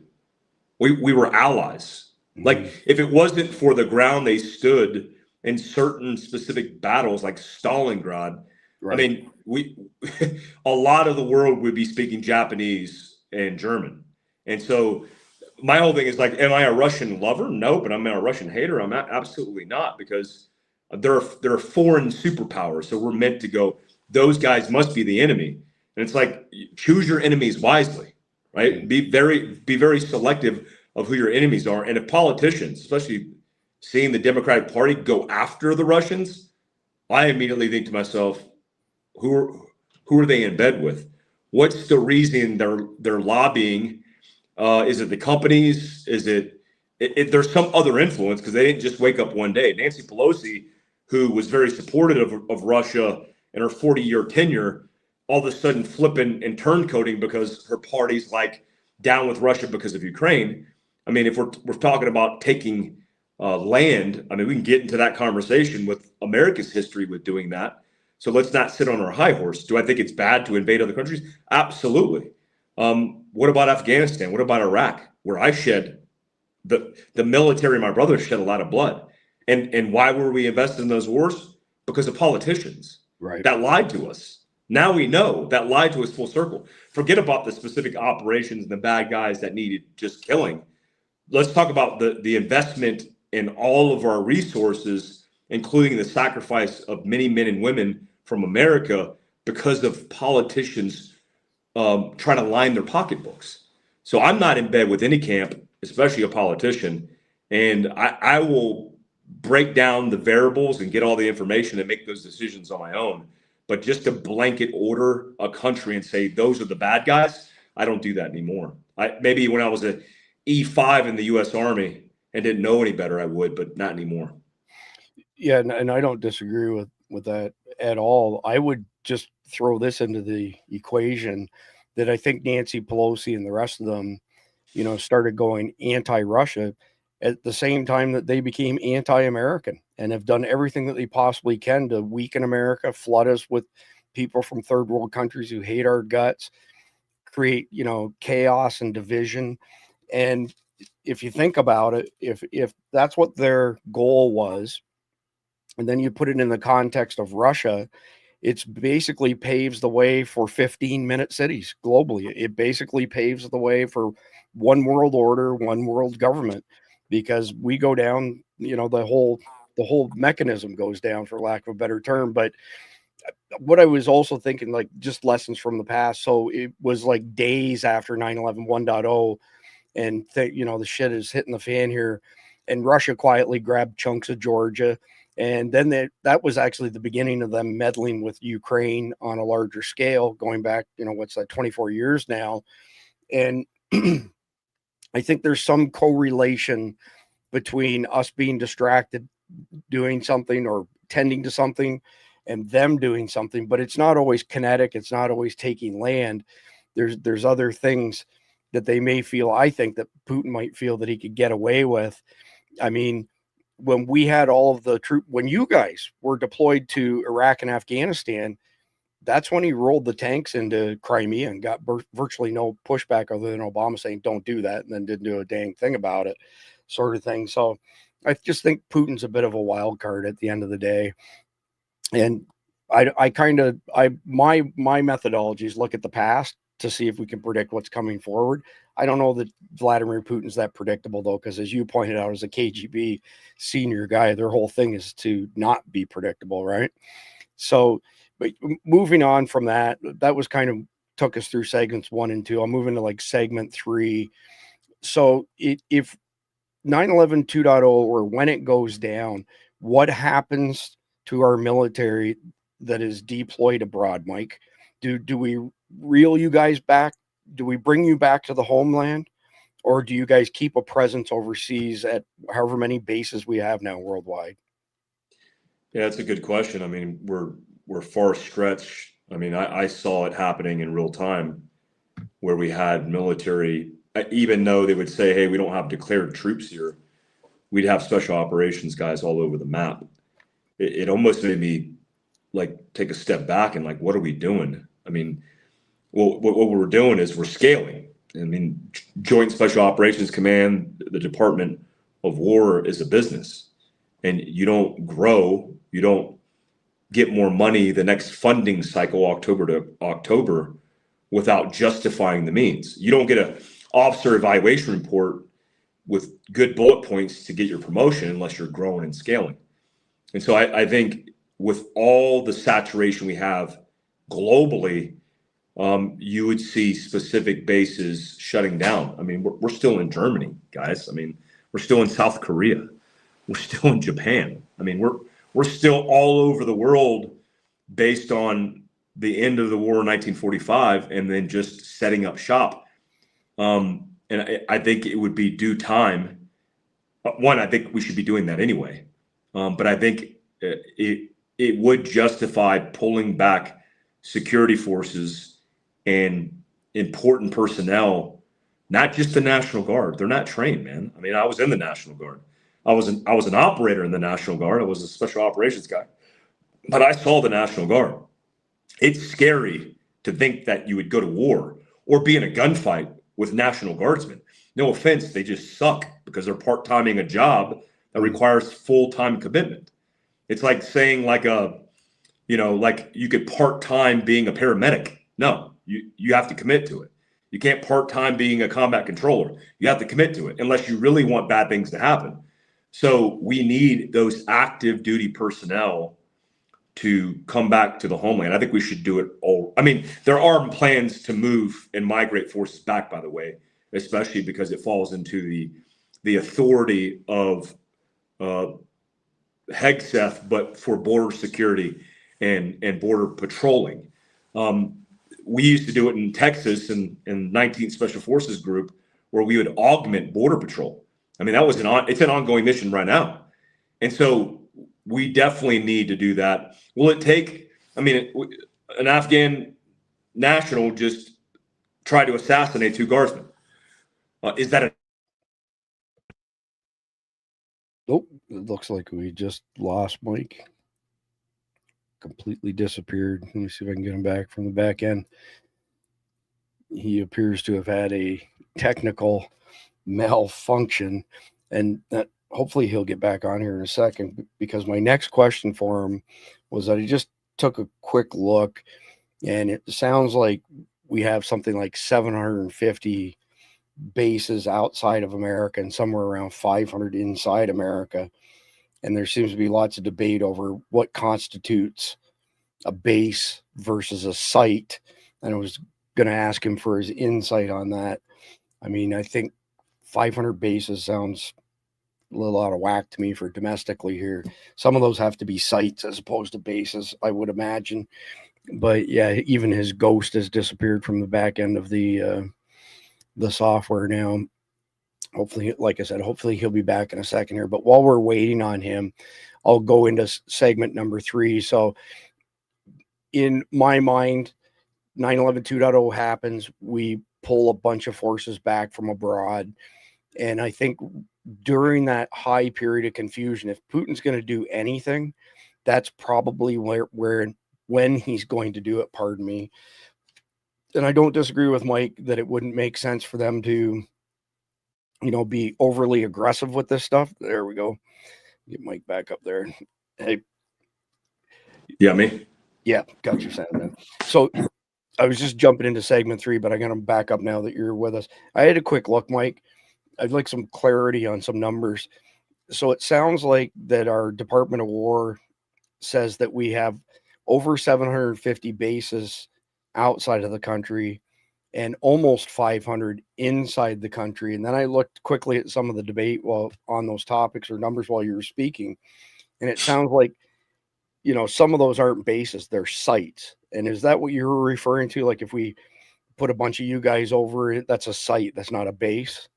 Yeah, it's a forward operating base. It's a fire base. It's a remote site. It's a black ops remote site. It's a covert base. So there's so many of those globally that don't even tell the full picture. I mean, the CIA has bases that aren't. It's not like an open registry. I mean, you can't even Google. It's not even Googleable. Right. The estimates would be way more than that. And so, yeah, I think that's a significant problem. We're just overstretched across the globe when we don't have a lot of priority focus here because we've always assumed nothing's going on until there is something going on. So in your opinion, it's kind of where we left off. Do we call people back? Do we bring back a significant portion of our military from around the world to deal with post 9/11 2.0? Yeah, I think we should be doing it right now. I mean, like Team America was a really funny movie. I watched it while I was deployed. It was great. But the whole concept of Team America was that there was an element that was a quick reaction force to anything going on in the country and in the world. And we have a national mission force that's responsible for hostage rescue. But I think we do need, not the National Guard, because the idea that the National Guard is a capable surgical element. What I would say is, because there's debate about this, what I would say is, like, do you want an active duty operator to kick in your door and rescue you and shoot the bad guy that's in front of you with a suicide vest? Or do you want the National Guardsman with an M16 with an outdated optic? You obviously want the operator that's on active duty. So what I would say is Northcom, which has not been invested in much until, I would say now, the last year, they've probably gotten ramped up. I was supposed to be the J3X Sergeant Major for Northcom, a special operations detachment. I think it was North, or the focus was Northcom. It's like a fake command. I mean, they just kind of don't do a lot. I know I've gotten briefed by them. They suck. They're not doing anything. CENTCOM is involved in multiple theaters of war. You have AFRICOM focused in conflicts across the entire continent, but Northcom hasn't done anything. Well, why doesn't Northcom have a crisis response force to react to American things? Well, it's because every operator is stretched thin across remote bases across the globe. Oh, by the way, twiddling their thumbs. I mean, they'll justify the means, but they're not doing anything. I would rather be on standby waiting for something to happen here, coordinating with FBI HRT or FBI assets domestically, than just sitting in a remote base in Africa waiting on the call. As you were, talking about the National Guard, all I kept thinking to myself was Rambo First Blood and the National Guard. They blow up the mine shaft that Rambo is in, and the sheriff turns around and says, "Clinton, you're going to spend the weekend digging him out of there." That, I don't know why it just tweaked me, but it's one of my all-time favorite movies, by the way. Oh, me too. So let's talk some other angles here. Like, another thing that I had in the brief was that we're dealing with the fallout from 9/11 2.0. The country's in collective shock. Supply chains are breaking down. Follow-on terrorist attacks are happening. Does it do the Russians any benefit to launch cyber attacks against us at that point, Mike? Is there anything in it for them by launching cyber attacks against us? Yeah, I mean, we're vulnerable. I mean, the Russia's always going to exploit vulnerability. They've been doing it since the beginning of times, really since declared spy games or spying has been going on. So for sure, it's not even a question. They will exploit any weakness that we have. And if all of our, for example, you got to imagine the DIA or the CIA or the NSA or any one of the intelligence organizations are going to be retasked to focus on domestic terrorism after the fact. That's typically how it happens. And so what's going to happen is you're going to have all these assets focusing their attention on domestic issues. You can only have so many cyber security experts, analysts, hackers, ethical hackers, diverting their attention before you drop that ball, and they're going to pick it up. And they're going to take every opportunity, especially with international focus, where we're focused on domestic issues, and exploit it. I mean, there's no doubt. I mean, that on top of all the other things that they're going to do to benefit their country. I just think short of an invasion of a country, covert, clandestine in nature, they'll do it all. Okay, gotcha. I wanted to get you back up on this studio, Mike, so I can blow your picture up a little bit. So I don't disagree with you at all. What would Russia stand to gain by launching cyber attacks against us when we're at our weakest post 9/11 2.0? Diverting our resources is part of the campaign. I mean, Osama bin Laden, one of the tenets of his plan was not just direct action. It was exhausting all of our resources. And it's exactly what we did, because Osama bin Laden, who was educated, knew exactly how American politicians would divert all of their power and wealth. And we did that. We spent so much time, so much money, so many resources. A lot of people got rich. So if he is diverting our resources and then taking the opportunity to create chaos, which obviously exhausts our resources at a time in which we're investing and pumping and priming everything we got in protecting the homeland, what a great opportunity to degrade our capability. I mean, overall, not just military capability, but even our diplomatic capability will break down. And so again, we'll be in chaos while they're thriving. And it's not, I don't think that them potentially taking another country is out of the question. I think it's less likely, but for sure they'll be doing deals that they couldn't do, because again, our focus is not international relations for that moment in time. So yeah, I think they'll exhaust our resources, and they're playing the generational game. We tend to play the game 3-4 years at a time based on the rotation of the administration. They play the long game. How much of our resources over the years, Mike, our military resources, have been used to enforce sanctions against Russia? Or does it fall on something besides our military? Yeah, I mean, it's a diplomatic constraint. It's probably coming out of the State Department. Most likely it's coordinated through the State Department. It's not the military's job to enforce those sanctions. But with that being said, I mean, if you have an administration that's solely focused on all the attention they're getting on whether or not they do the right thing or not, with all the oversight, the American people are watching. Obviously, they're going to drop the ball elsewhere, and if they do that in any way, they're going to take advantage of it. Everything from just going back to their old ways,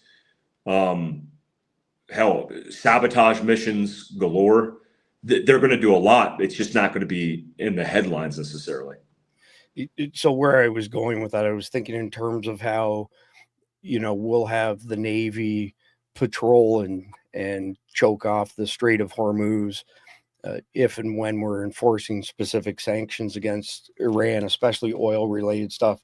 I was just curious if there are any instances of where, we've had those types of blockades.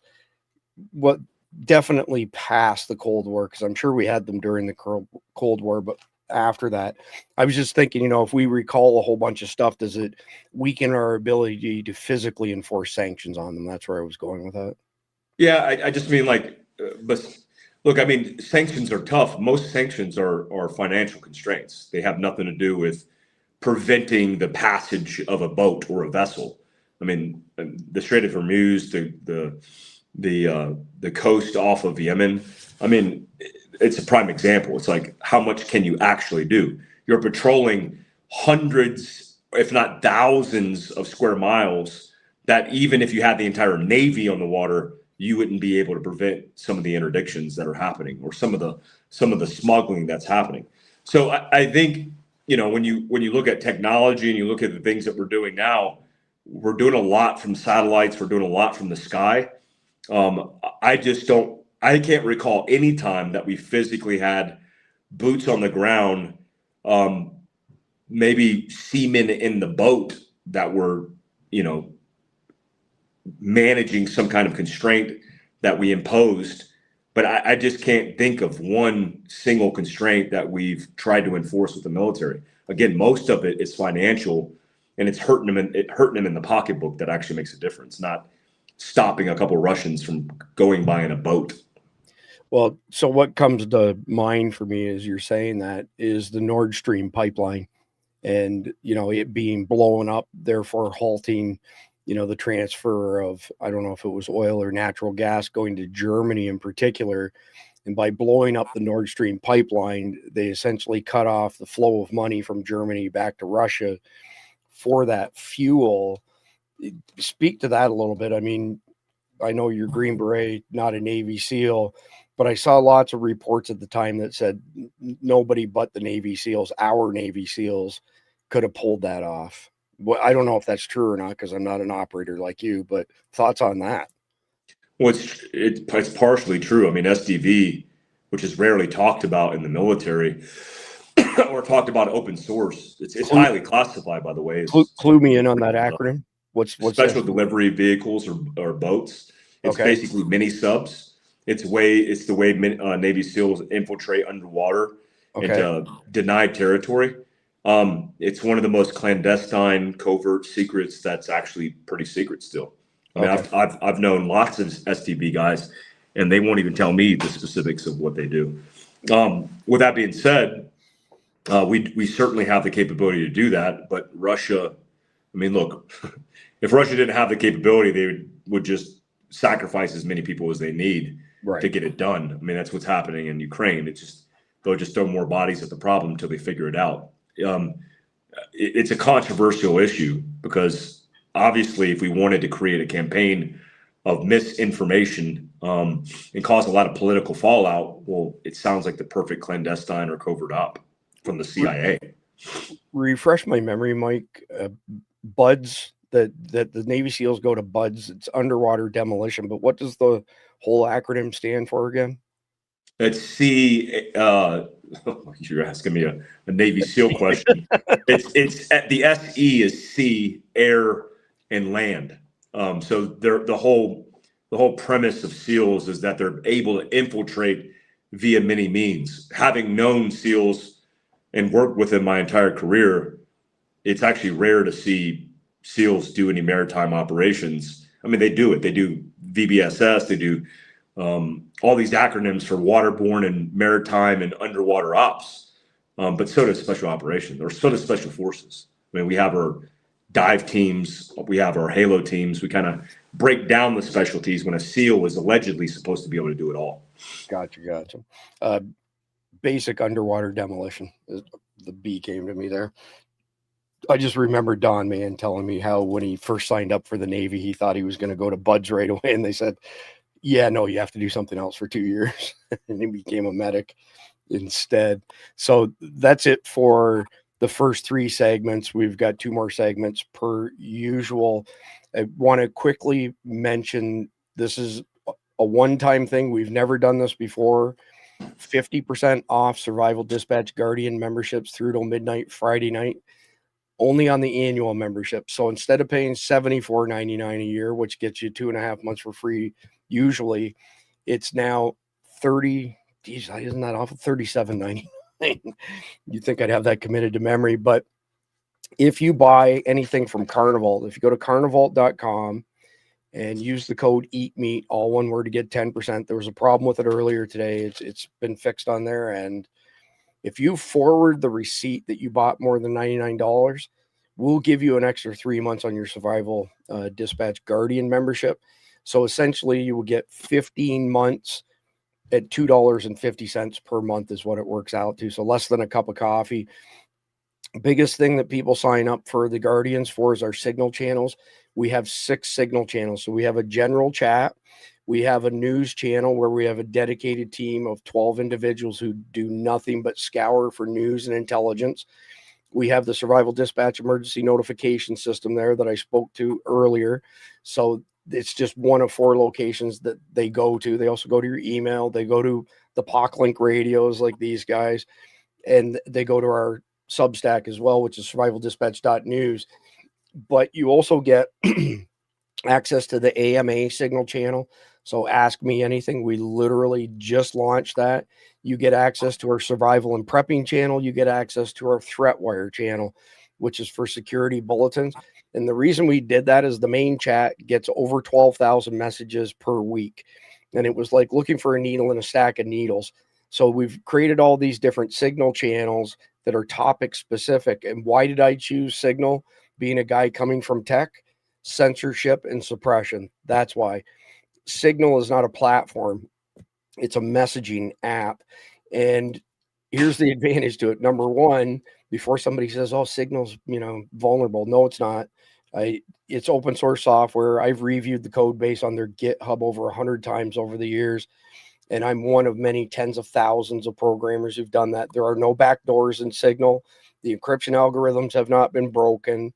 And when somebody says, oh, well, there's a vulnerability in Signal, every single time it was a phishing attack, which is PEBCAC. Problem exists between keyboard and chair, where somebody was tricked into giving up their credentials. That's not a problem with Signal or any other app. That's called social engineering at the end of the day. So the reason we do all this stuff on Signal is we can't be censored by big tech, big media, big brother. They can't see what we're doing because it's encrypted. So essentially gives us a free, I'm trying to think of the right word, a free forum to exchange information and ideas that the mainstream doesn't want us discussing. So that's why we chose it. That's why it's so popular.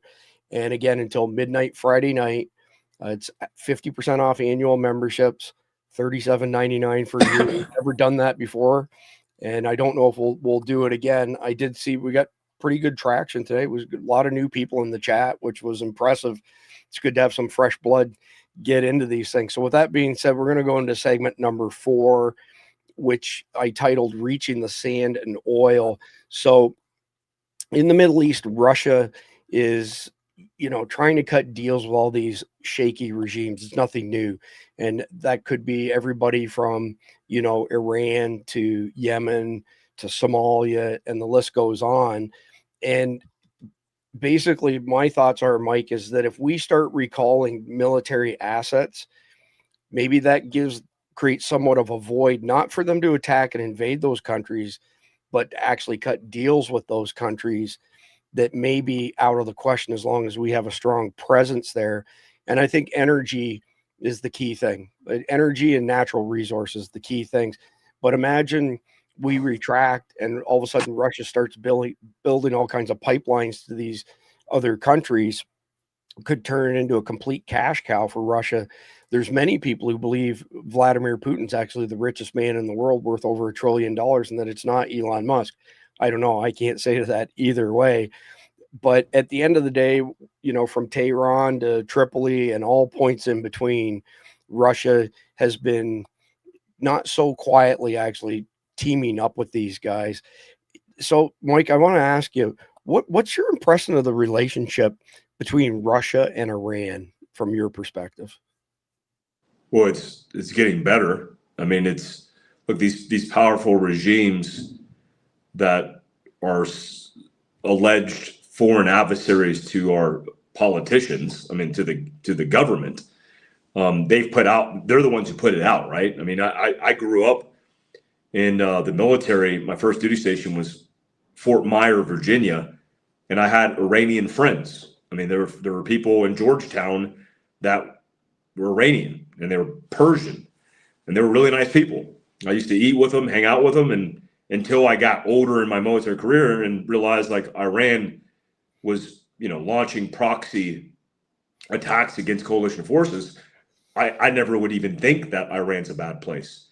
If you YouTube Iran, whatever, it looks like a modern place that you would have Americans go visit.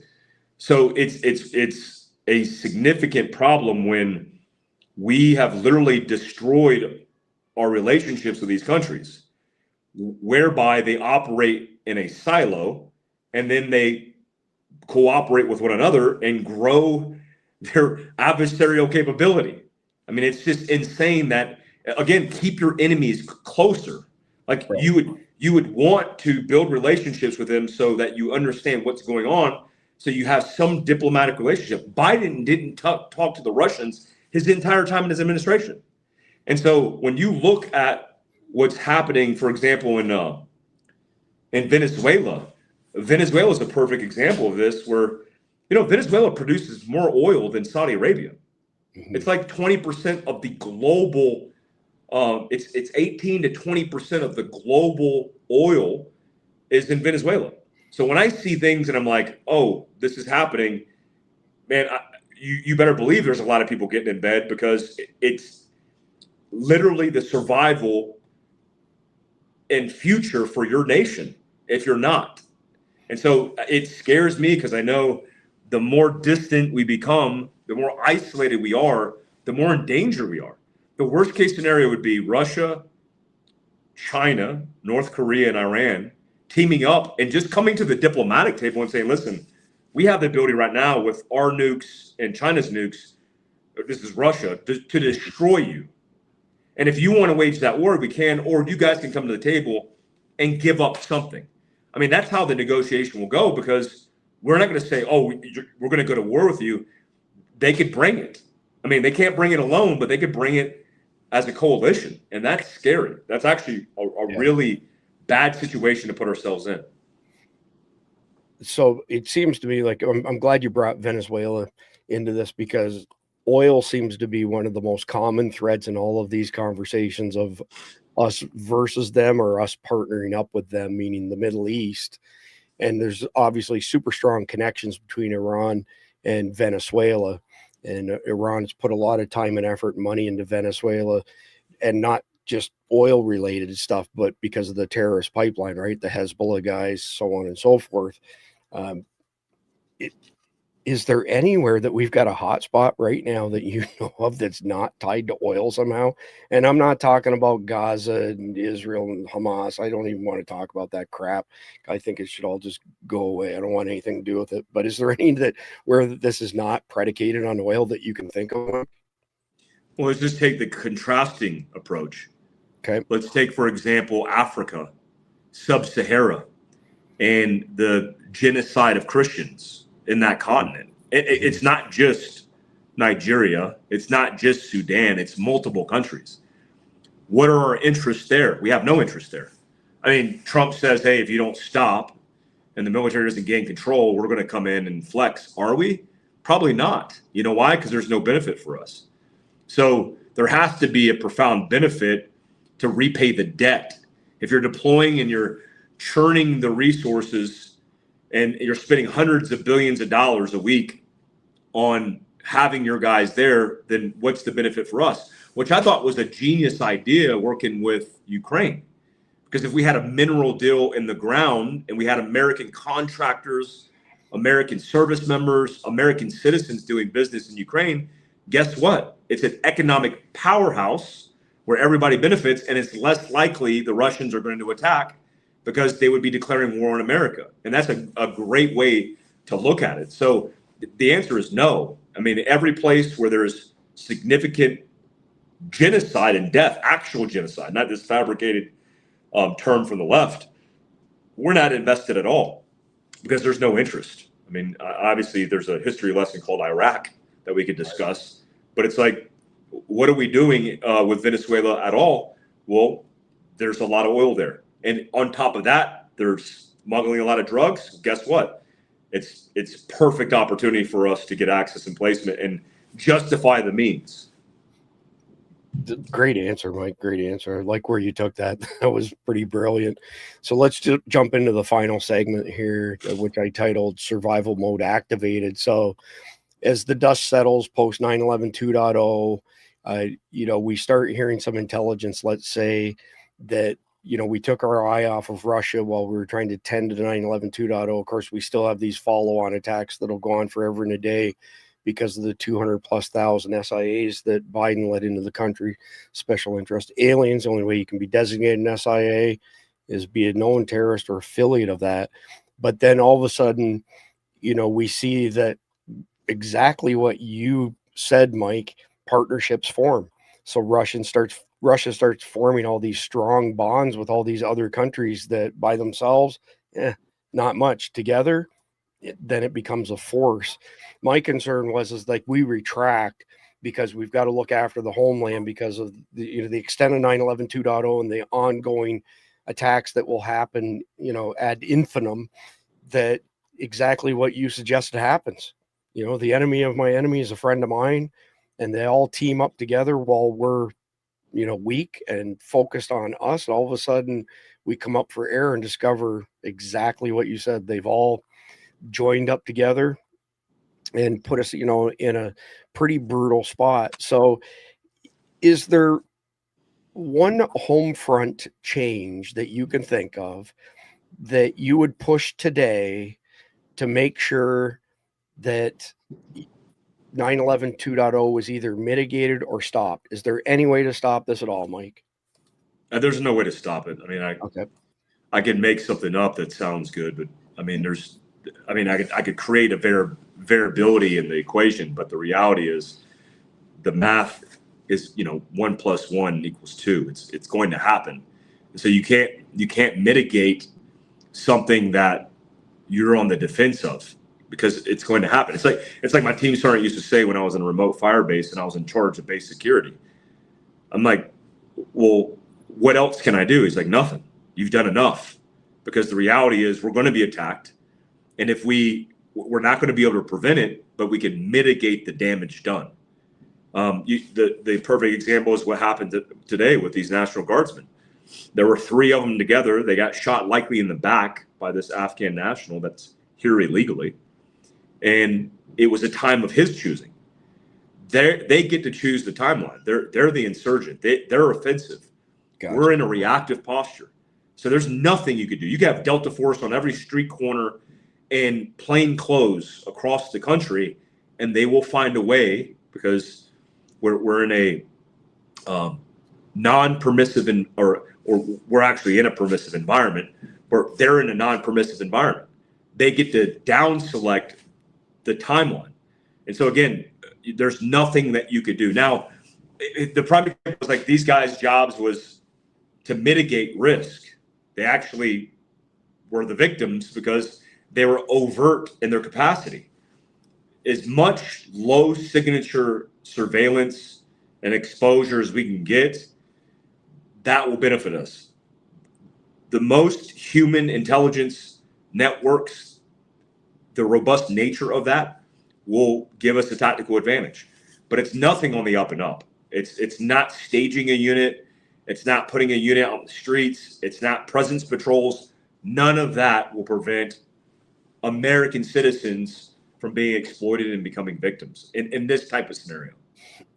So without, and I know you wouldn't give up anything that's classified, but without stepping across any lines, let's just assume one city's attacked, not 10 or 15, and that they don't have a military base like right in close proximity to that city.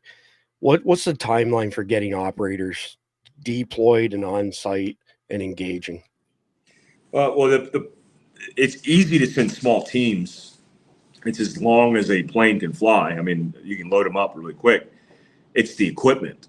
A lone operator with his kit, say his full kit, he can't do much because who's targeting the bad guys? Who's DFing? Who's directly finding the bad guys with signal intelligence equipment? Who's the controller that's talking to the aircraft that are above that are vectoring the bad guy? They're geolocating the bad guy. You need enablers and assets in order to find and fix. The finish is easy. Anybody could be the action arm for the finish. The difficult part is the finding and fixing via assets tied to intelligence, geolocation, signal. It's called ISR, right? It's intelligence, surveillance, and reconnaissance. You need all those assets stacked to the roof. That's the difficulty. You can get a lone operator. I mean, an individual can save the day in a micro objective. But if this is across the United States, to get a C-17 full of operators, full of their equipment, full of their enablers, and fly somewhere else will take some time. And by the time they arrive, I'm not going to tell you how long that takes because it is classified. But by the time they show up, it's already too late. Yeah, no good news there. So did we talk at one point in time, Mike, about the ratio of people supporting regular infantry with guns? Is it something like there's 11 support people per troop who's carrying a rifle? Does that sound about the right? Yeah, it varies. It varies widely based on the specific unit. There's no generalities there, because if you say infantry, do you mean light infantry? Do you mean infantry that are tied to striker brigades? Do you mean, infantrymen that are mortarmen who have to move mortars and all the rounds? It's very different than a light infantry unit. There are ratios. The bottom line is it takes a lot of support personnel to support an operator or an infantryman that's doing his job.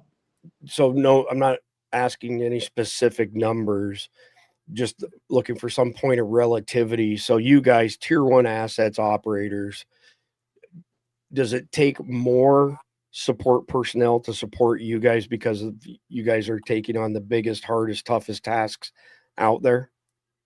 Yeah, there's a lot of support guys.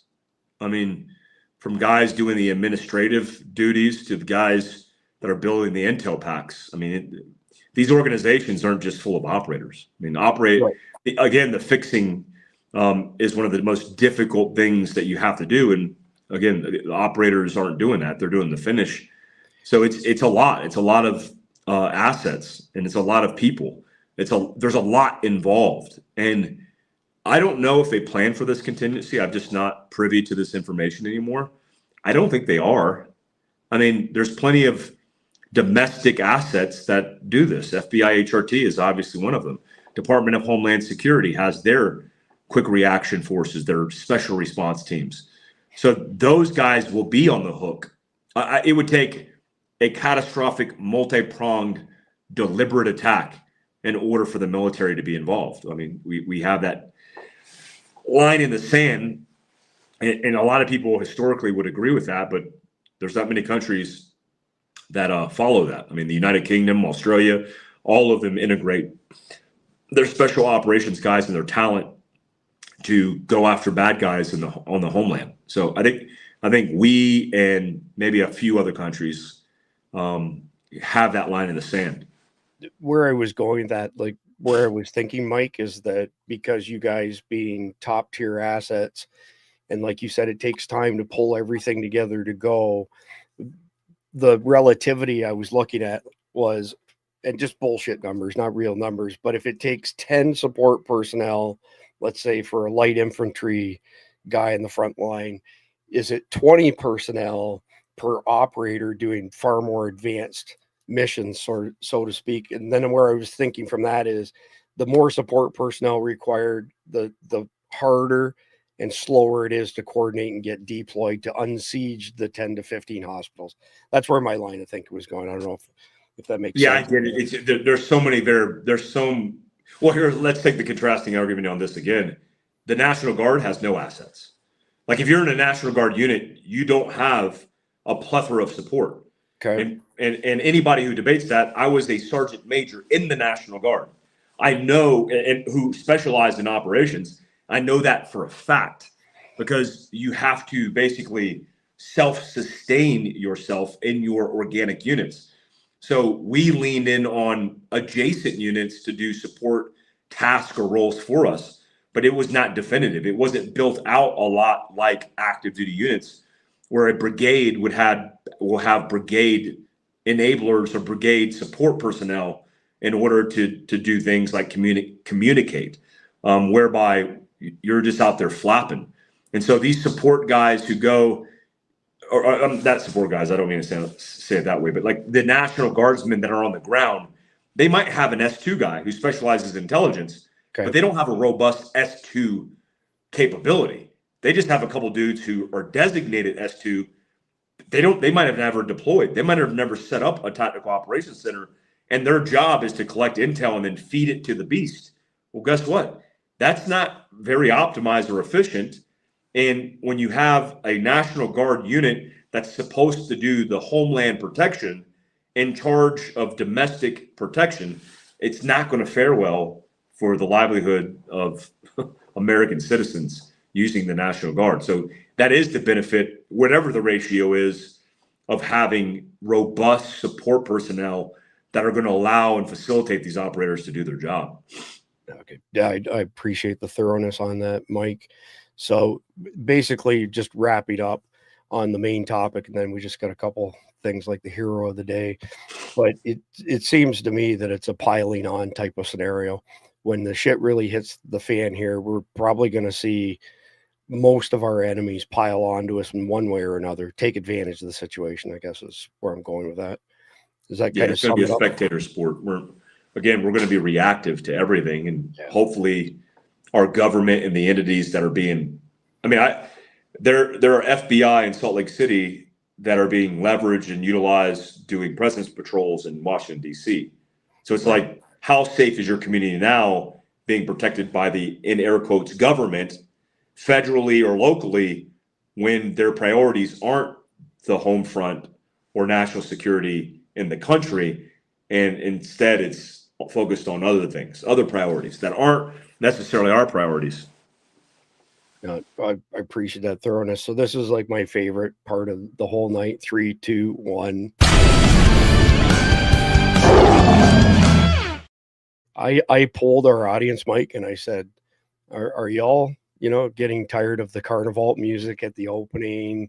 And they were all like, don't change it. We like the Carnival music, which is good to hear. But I had Carnival for dinner, by the way. Oh man, I'm out of Carnival. This is all I got. Freaking look how skinny this empty bag is. I got done. It doesn't stay Mine's in stock. halfway. I just used it for dinner tonight. It does not stay in stock here very long at all. And then my wife's like, you're not supposed to eat that. We're supposed to be saving that. I'm like, yeah, well, it tastes really good. I kind of like it's it. meat. Yeah. But the hero of the day, this is the first time we've ever done this. And let me get you up on another stage here, Mike. There we go. So the hero of the day tonight, believe it or not, is Bruno from our Guardians group, the prolific poster. Bruno in the Guardian chat is the most consistent piece of the Survival Dispatch Guardians program. But he posted this video today, Mike. It's a little bit before your time. It's 100% my time. Born in the 60s, so I was born in 1969 and thrived in the 70s. Best time of my life. It's from today's hero of the day, Bruno. 1 minute, 21 seconds. Welcome to the 70s. I bet you wouldn't last an afternoon back then. Growing up in the 70s was chaos in the best way.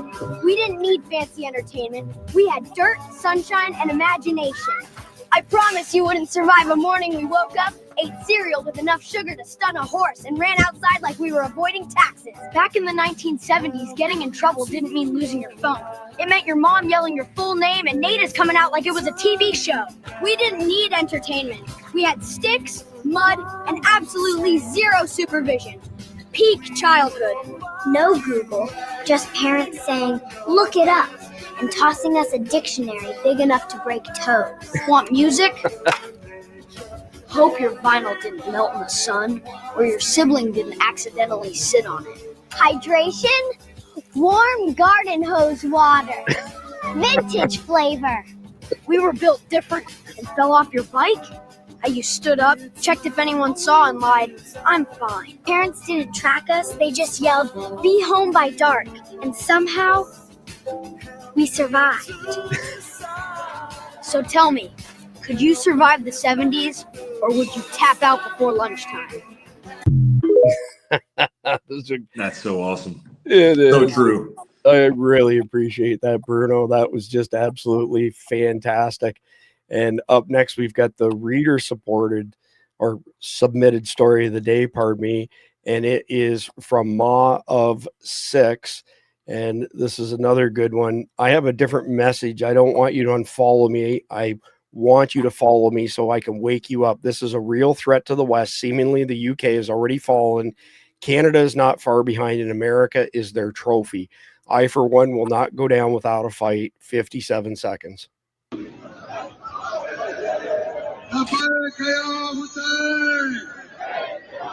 Muslims need to be deported and banned from Western society. Every single last one of them. And if you're going to come into my comments and say, oh, Nathan, that's not very loving and Christian of you, piss off. Hey, Mike, so during the Charlie 19 stuff and that other administration that was in there, how long would this video stay up before you got a strike for it? Oh, it would burn. It would have been burned to the ground, the account, everything. Yeah, exactly. Unfollow me and piss off. Yes, we're supposed to love everybody. That doesn't mean we're supposed to be stupid and commit suicide. Nobody with 2 functioning brain cells allows an enemy into their home. You don't open your door to somebody that means you harm and say, oh, I'm being loving. No, you're an idiot. Get this through your head, all right? Muslims don't assimilate. Wherever Muslims go, they do not assimilate to the culture or the society that they live in. They have allegiance to only one thing, and that is their own laws, their religious laws. Their religion comes number one, and they are doing everything they can to bring their laws and their customs and overtake ours. Mike, any comment on that? You don't have to. I don't dispute anything he said myself. No, I mean, I've seen it. I mean, it's a problem, obviously. I mean, I don't understand if those places in the Middle East or where you're born and bred, why not raise up and foundationally build those countries and stay home? I mean, obviously, America was founded on very different concepts, principles, and culture. And I just don't understand this idea of like migrating to make it your own unless it was an invasion. Yeah, and it was deliberate. Did I tell you that the final Uber driver I had in Nashvilleistan last week was from Albania? He was a Muslim, and I could tell he'd been shot. You could see it in his forearm. And I asked him, when he came here, et cetera, et cetera. And he said, well, I've been in America for 6 years. I'm a refugee. And not 30 seconds later, he goes on to tell me how he misses his wife and 6 children very much. And I said, well, why aren't they here? And he stummed and stawed. He just stummed and hawed, pardon me. He just couldn't come up with an answer. And I thought to myself, you're not a fucking refugee. You're a fucking soldier. Well, nobody that age with that many young kids comes to America and leaves their kids behind and is here legitimately as a refugee. I mean, prove me wrong, basically. Yeah. So the conflicted question of the night tonight, Mike, doesn't have a whole lot of morality to it. It has no morality, really. After the destruction of Washington, D.C., America needed a new capital. What city would be a good replacement for Washington, D.C., and why? And I'll give that one to you, Mike. Oh, that's a tough one. I don't want to see, well, depending on how it goes, depending on how it all unfolds, I would think somewhere in Texas is going to be the new city and capital. I want to say Austin, but I don't want to do that. I'm going with Dallas, Fort Worth, Texas. I'm doing DFW is the new city and town. I think it's rural, but built up. Obviously, I mean, you could drive an hour in any one direction and still be in Dallas. It's the weirdest place. I'll be there actually pretty soon doing Mike Ritland's podcast. But yeah, Dallas, Texas. I'm going with Dallas. That's my instinct. Meaning the Texans will have a heavy role in what the rest of the country looks like. Yeah, I mean that's home for me, and the problem is that the Metroplex has been absolutely invaded by Muslims. It's unreal how much they've taken over. But if it's a war between us and them, it makes logical sense to be there. On the traffic side of things, like besides 9/11 2.0 and Tiatuaki situations, we used to tell people when they'd come visit, they're like, "Oh my God, the traffic is brutal here," and it is. And I'd say, yeah, well, midnight starts, or pardon me, the traffic rush starts at 12 midnight, and it ends tomorrow night at 12 midnight. Then it starts all over again. There is no rush hour in DFW. The traffic's insane, and you have to cross 16 lanes of traffic, when you're in the Mixmaster, which is where everything comes together in downtown, Dallas. It's crazy. Too much humanity. Now on the outskirts, a little further away, like past Waxahachie, it's still real America. But anyway, I would be amiss if I didn't say this. The one thing I do disagree with that has to do with Texas, with what that guy said, is I do know Muslims that have basically adapted to our way of life, including my friend Omar, who I was killing bad guys with in Iraq, who brought his entire family over here, started a trucking company in Texas, was just done. He just contracted for security, being an Arabic speaker in Israel, helping with that American company that was doing some of the security and humanitarian stuff. And he wants nothing to do with radical Islam. I mean, he shot radical Islamists in the face. So those guys, and there's 6 operators that I know of that have migrated, those guys know what radical Islam looks like, and they would shoot it in the face. They have.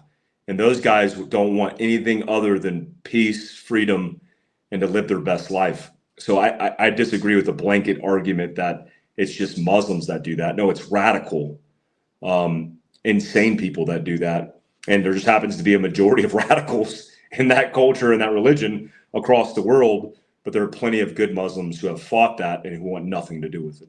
Khalid's a prime example of that. From my perspective, there are very few absolutes in life. 2 + 2 = 4. That's an absolute, right?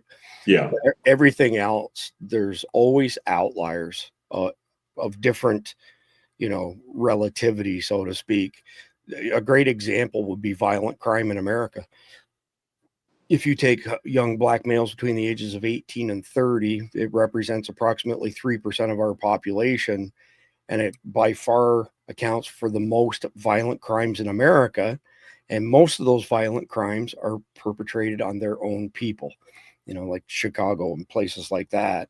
But if you say that, you're a racist, right? Because, you're quoting real numbers, but because it sounds racist, you must be racist. So I'm not growing my fingernails out, you fucking idiot. Nice try. I don't know who that guy is, but poof, gone. Anyway, with that being said, apologies for the minor distraction there from some idiot who would probably never say that to my face, but I've stopped calling them keyboard commandos, Mike. I call them keyboard cowards. Yeah, so, that's a better name. Tough guy in mama's basement behind a keyboard. But anyway, appreciate your time tonight, Mike. Hope you have a great Thanksgiving with the family tomorrow. I will be back tomorrow sometime midday with a special episode, and then we'll be back on Friday night with the next episode in our long war series. Between now and then, please like, share, comment, subscribe. I swear to God, we double check StreamYard tonight for the closing video, and it's going to work. Just say a quick word. It's going to work tonight. All right. Thanks again. Thanks, night, guys. y'all.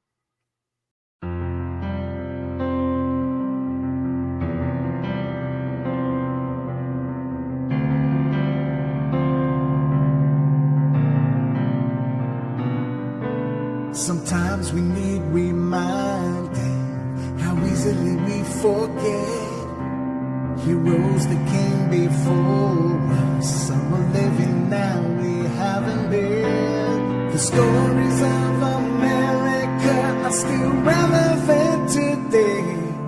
A reminder who we are in the American way. The intentional division to control us and to hate.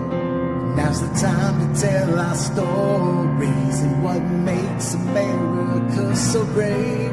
The price paid for our freedom, enemies desperate to erase. The foundations of God's mercy of a nation covered in His grace. The stories of America are still relevant today. A reminder who we are in the American way. The beauty of America is what we're fighting for.